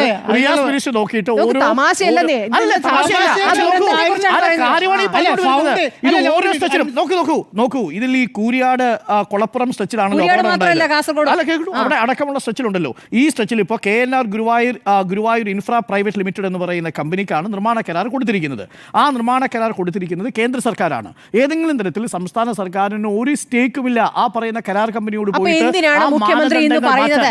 മാറ്റാൻ. ആ മാനദണ്ഡങ്ങൾ മാറ്റാൻ. പക്ഷേ മുഖ്യമന്ത്രി ഇന്ന് പറയുന്നു ഓരോ ഇടങ്ങളിലും പ്രാദേശികമായ പ്രത്യേകതകൾ അല്ല അത് പരിഗണിച്ചിട്ടുണ്ടോ? അത് ഭൂപ്രകൃതിയുടെ പ്രത്യേകതകൾ പരിശോധിച്ചിട്ടുണ്ടോ എന്നുള്ളത് നോക്കണം. ഇനി എന്ത് നോക്കാനാ? പണി സ്വാഭാവികമായും അംഗീകരിച്ചു കഴിഞ്ഞ പ്രോജക്ട് നടപ്പിലായി കഴിയുന്ന സമയത്ത് നിങ്ങൾക്ക് അവിടെ ചതുപ്പാണ്, ആ പ്രദേശത്ത് മണ്ണ് കൂടുതൽ പോകുന്നു, അവിടെ നിങ്ങൾക്ക് ടെക്നിക്കൽ ഫീസിബിലിറ്റി കൂട്ടണം. അവിടെ ഏതാണ് ടെക്നിക്കൽ അപ്ഡേഷൻ? ഒരു പ്രശ്നം എന്താണെന്നറിയോ, ഈ നാഷണൽ ഹൈവേ അതോറിറ്റിക്ക് അവരുടേതായ എഞ്ചിനീയേഴ്സ് ഉണ്ട്, സ്ട്രക്ചർ എഞ്ചിനീയേഴ്സ് ഉണ്ട്, റോഡ് ആൻഡ് ഹൈവേന്റെ എഞ്ചിനീയേഴ്സ് ഉണ്ട്. അവരാണ് ഇതിന്റെ അളവും തൂക്കവും വെള്ളത്തിന്റെ അളവും, ഇത് ചതുപ്പാണോ ഇത് വയലാണോ എന്നൊക്കെ നോക്കി ചെയ്യേണ്ടത്. പക്ഷെ ഇതൊന്നും നോക്കാത്ത ആരാ? കേന്ദ്ര സർക്കാരാണ്, അല്ലെങ്കിൽ പറയാം NHA ആണ്. എന്താ പ്രശ്നം? ഫൗണ്ടേഷൻ നല്ല രീതിയിൽ ഇടുന്നുണ്ടോ എന്ന് കേരള സർക്കാരിന് പോയി നോക്കാൻ പറ്റുമോ? ഈ വെള്ളം വന്നു കഴിയുമ്പോൾ ഇത് താങ്ങാനുള്ള ശേഷി ഉണ്ടോന്നോ കേരള സർക്കാരിന് പോയി നോക്കാൻ പറ്റുമോ? പക്ഷെ എന്താണ് ചെയ്യേണ്ടത്? അതിന് വേണ്ടിയിട്ടാണ് കേന്ദ്ര സർക്കാർ ഈ കമ്പനിക്ക് 100 കോടി കൊടുത്തിരിക്കുന്നത്. ഈ 100 കോടിന്റെ വരവും ചെലവും എവിടെയാണ് ചെലവാക്കുന്നത്, എന്തിനാണ് ചെലവാക്കുന്നത്? DPR തയ്യാറാക്കിയിട്ടില്ലേ? ആ DPRന്റെ ഭാഗം കേരള സർക്കാരിന്റെ കയ്യിലാണോ? ഒരിക്കലും അല്ലല്ലോ. അതുകൊണ്ടാണ് പ്രജയെ കറക്റ്റായിട്ട് പറഞ്ഞല്ലോ. ഈ ഹൈവേ നിർമ്മാണത്തിന്റെ മുഴുവൻ സ്പെസിഫിക്കേഷനും നിശ്ചയിക്കുന്നതാരാണ്? ഉപരിതല ഗതാഗത വകുപ്പ് മന്ത്രാലയമാണ്. ഇതിൽ ഡിസൈൻ നിയന്ത്രിക്കുന്നതാരാണ്? നാഷണൽ ഹൈവേ അതോറിറ്റിയാണ്. ഇതിൽ ടെൻഡറിംഗ് കൊടുത്തിരിക്കുന്നതാരാണ്? നാഷണൽ ഹൈവേ അതോറിറ്റിയാണ്. ഇതിന്റെ സൂപ്പർവിഷൻ നിർവഹിക്കുന്നതാരാണ്? Independent engineer appointed by national highway authority of India ആണ്. കംപ്ലീഷൻ സർട്ടിഫിക്കറ്റ് കൊടുക്കുന്നതാണ് national highway authority of India ആണ്. പിന്നെ എന്താണ് ഇതിനകത്ത് നമ്മുടെ നാട്ടിൽ നടക്കുന്ന ദുരന്തമാണെങ്കിൽ നടന്നോട്ടെ, അത് കേന്ദ്രം ഉണ്ടാക്കിയ ദുരന്തമാണെന്ന് പറയാൻ പറ്റുമോ? PWDക്ക് എന്തെങ്കിലും ഒരു സ്റ്റേക്ക് ഉണ്ടെങ്കിൽ നമുക്കത് പറയാം. റെയിൽവേയുടെ ഒരു അപകടം ഉണ്ടായി കഴിഞ്ഞാൽ KB ഗണേഷ് കുമാർ രാജിവെക്കണമെന്ന് പറയുന്ന പോലെയാണല്ലോ ഇത്. ചെലവാക്കി 25% ഉത്തരവാദിത്തമുണ്ടോ ഇല്ലേ? അതുകൊണ്ടല്ലേ നമ്മൾ ചോദിക്കുന്നത്, ഈ റോഡ് നിർമ്മാണം പൂർത്തിയാക്കുമ്പോൾ ഇതിൽ വിള്ളൽ വന്നാൽ കേരളം ചോദിക്കാനുള്ള അവകാശമുണ്ട് നമുക്ക്. അത് കേരളം എന്ന് മാത്രമല്ല, നമ്മൾ ഓരോരുത്തർക്കും ചോദിക്കാനുള്ള അവകാശമില്ലേ? പിന്നെ ഒരുപാട് ലിസ്റ്റുകൾ നേരത്തെ പറഞ്ഞു. NHന്റെ കാര്യം ഞാൻ പറഞ്ഞ് അവസാനിപ്പിച്ചോട്ടെ. ഇത് കണ്ടിട്ട് ഈ അതേക്കുറിച്ചുള്ള ചോദ്യത്തിൽ നിന്ന് ഒളിച്ചോടുന്നത് പോലെ അല്ല കേട്ടോ. NHA ചെയ്തത് എന്താണെന്ന് ഒരുപക്ഷെ താങ്കൾ പറഞ്ഞു എന്ന് വരില്ല. അതുകൊണ്ട് എന്താണ് NHA ഈ വിഷയത്തിൽ എടുത്തിരിക്കുന്ന സ്റ്റാൻഡ് എന്ന് കൂടി പറഞ്ഞേക്കാം. ഇതിലിപ്പോൾ അനിൽ ദീക്ഷിതിന്റെയും ജിമ്മി തോമസിന്റെയും നേതൃത്വത്തിലുള്ള ടീം ഈ ജിയോ ടെക്നിക്കൽ കൺസൾട്ടൻസ് നാളെ അവിടേക്ക് എത്തുകയാണ്. NHAയുടെ റീജിയണൽ ഓഫീസർ BL മീനയ്ക്കാണ് അതിന്റെ ചുമതല. മാത്രമല്ല അവിടെയുള്ള ആളുകളുടെ പൊട്ടൻഷ്യൽ ക്രാക്സിനെ കുറിച്ചിട്ട് അവിടെയുള്ള ആളുകളെ നേരിട്ട് കേൾക്കാൻ പോവാണ് NHA. അല്ലാതെ ഇവിടുത്തെ സർക്കാർ ഒന്നും അങ്ങോട്ട് അറിയിച്ചിട്ടില്ല എന്ന് അവർ ഒഫീഷ്യലി പറഞ്ഞിട്ടുണ്ട് എന്നത് കൂടി ഞാൻ കൂട്ടിച്ചേർക്കുകയാണ്. 77 കിലോമീറ്റർ സ്ട്രെച്ച് ഈ ഹൈവേയിൽ അത് 2.5 വർഷം കൊണ്ട് അവർ പൂർത്തിയാക്കിയതാണ്. ഇതിലെ ഇപ്പോൾ 200 മീറ്ററോളം സ്ട്രെച്ചാണ് കൂരിയാട് അവിടെ ഇപ്പോൾ തകർന്നു വീണിരിക്കുന്നത്. അത് മാത്രമല്ല അതിന് ചുറ്റുമുള്ള പ്രദേശങ്ങളിലെ ആളുകളുടെ കൺസേൺസും ഞങ്ങൾ ഇതുവരെ അറിഞ്ഞിട്ടില്ല എന്നതാണ് മീന ഇപ്പോൾ പറഞ്ഞിരിക്കുന്നത്. പോലെ NHAയുടെ പ്രോജക്ട് ഡയറക്ടർ അൻഷുൽ ശർമ്മ ജില്ലാ കളക്ടർ VR വിനോദുമായി കളക്ടറേറ്റിൽ ഇന്ന് നടത്തിയിട്ടുള്ള കൂടിക്കാഴ്ചയിൽ കൃത്യമായ കാര്യങ്ങൾ ഉറപ്പുകൊടുത്തിട്ടുണ്ട്. അപ്പോൾ ഈ വിഷയത്തിൽ നേരത്തെ ജനങ്ങൾ ഉയർത്തിയ ആശങ്ക മാത്രമല്ല പാഡി ഫീൽഡാണ്, അതായത് നെൽപ്പാടങ്ങളാണ് അടുത്ത്, മഴവെള്ളം വീണ് കഴിഞ്ഞാൽ ഈ റോഡ് വിള്ളലുണ്ടാകാനുള്ള സാധ്യത അടക്കമുള്ള കാര്യങ്ങൾ അവർ നേരത്തെ ചൂണ്ടിക്കാട്ടിയതാണെന്ന് VR വിനോദ് പറയുന്നു. പക്ഷേ അത് ഞങ്ങൾ അറിഞ്ഞിട്ടില്ല എന്ന് വിനോദിനോട് മലപ്പുറം കളക്ടറോട് ആ മീറ്റിംഗിൽ ഇരുന്നിട്ട് NHAയുടെ ആളുകൾ പറഞ്ഞിരിക്കുകയാണ്. അപ്പോൾ അറിയിച്ചു എന്നുള്ള വാദം അവിടെ നിൽക്കില്ല. ഇപ്പോൾ അവർക്ക് മനസ്സിലായിട്ടുണ്ട്, കൃത്യമായിട്ടുള്ള കമ്മ്യൂണിക്കേഷൻ നടന്നിട്ടുണ്ട്. NHA പരിശോധിക്കും. നാളെ അവിടെ പ്രോജക്ട് സൈറ്റിൽ ഇൻസ്പെക്ഷൻ നടത്താൻ പോവാണ്. എന്തോ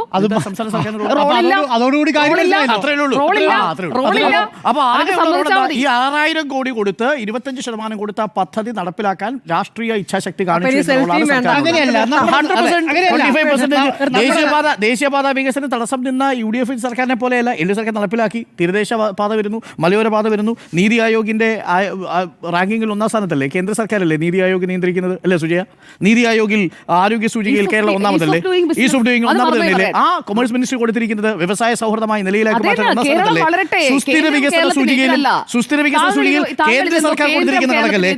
ദേശീയ E governance award Indian police foundation അല്ലേ? അഴിമതി വിമുക്ത സേവനത്തിനുള്ള പുരസ്കാരം പബ്ലിക് അഫയേഴ്സിന്റെ പ്രസിദ്ധീകരിച്ച മികച്ച ഭരണം നടത്തുന്ന സ്ഥാപനത്തിന്റെ സൂചികയിൽ ഒന്നാമതല്ലേ? കേന്ദ്ര വിദ്യാഭ്യാസ മന്ത്രാലയത്തിന്റെ മികവിന്റെ സൂചികയിൽ കേരളം ഒന്നാമതല്ലേ? കൂടുതൽ സൗജന്യ ചികിത്സ നൽകിയതിന്റെ പട്ടികയിൽ കേന്ദ്ര സർക്കാരിന്റെ ആരോഗ്യ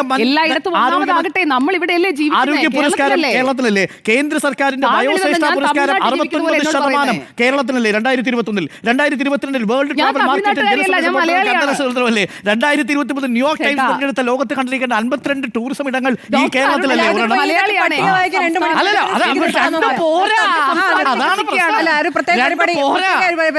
പരിപാടിയില്ല. ഇനി അങ്ങോട്ട് 10 മാസം കേരളത്തിന്റെ പ്രത്യേക പരിപാടി ഈ ലിസ്റ്റുകൾ വായിച്ച് പ്രതിപക്ഷത്തിന്റെ മുൾമുനയിൽ നിർത്തുക സർക്കാർ നൽകുന്ന ലിസ്റ്റ് വായിക്കാൻ കുറെ സമയം ഖണ്ഡിക്കാനുണ്ടെങ്കിൽ പ്രതിപക്ഷം സർക്കാർ നൽകുന്ന ലിസ്റ്റ് വായിക്കാൻ സമയമെടുക്കും. ആഘോഷിക്കാനുണ്ടോ? മകൾക്കെതിരെ അന്വേഷണം എവിടെ എത്തിയെന്ന് അഴിമതി എവിടെയാ?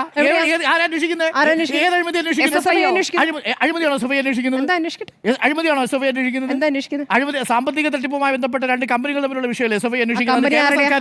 കേരള സർക്കാരിന്റെ റോൾ എന്താ? സർവീസ് പിണറായി വിജയന്റെ റോൾ എന്താ? റോളില്ല. ആഘോഷിക്കാനുണ്ടോ എന്നാണ് ചോദ്യം. ആഘോഷിക്കാൻ ഒട്ടേറെയുണ്ട് എന്നാണ് 3 പേരുടെ അഭിപ്രായം. ഒരാളുടെ അഭിപ്രായം നോ.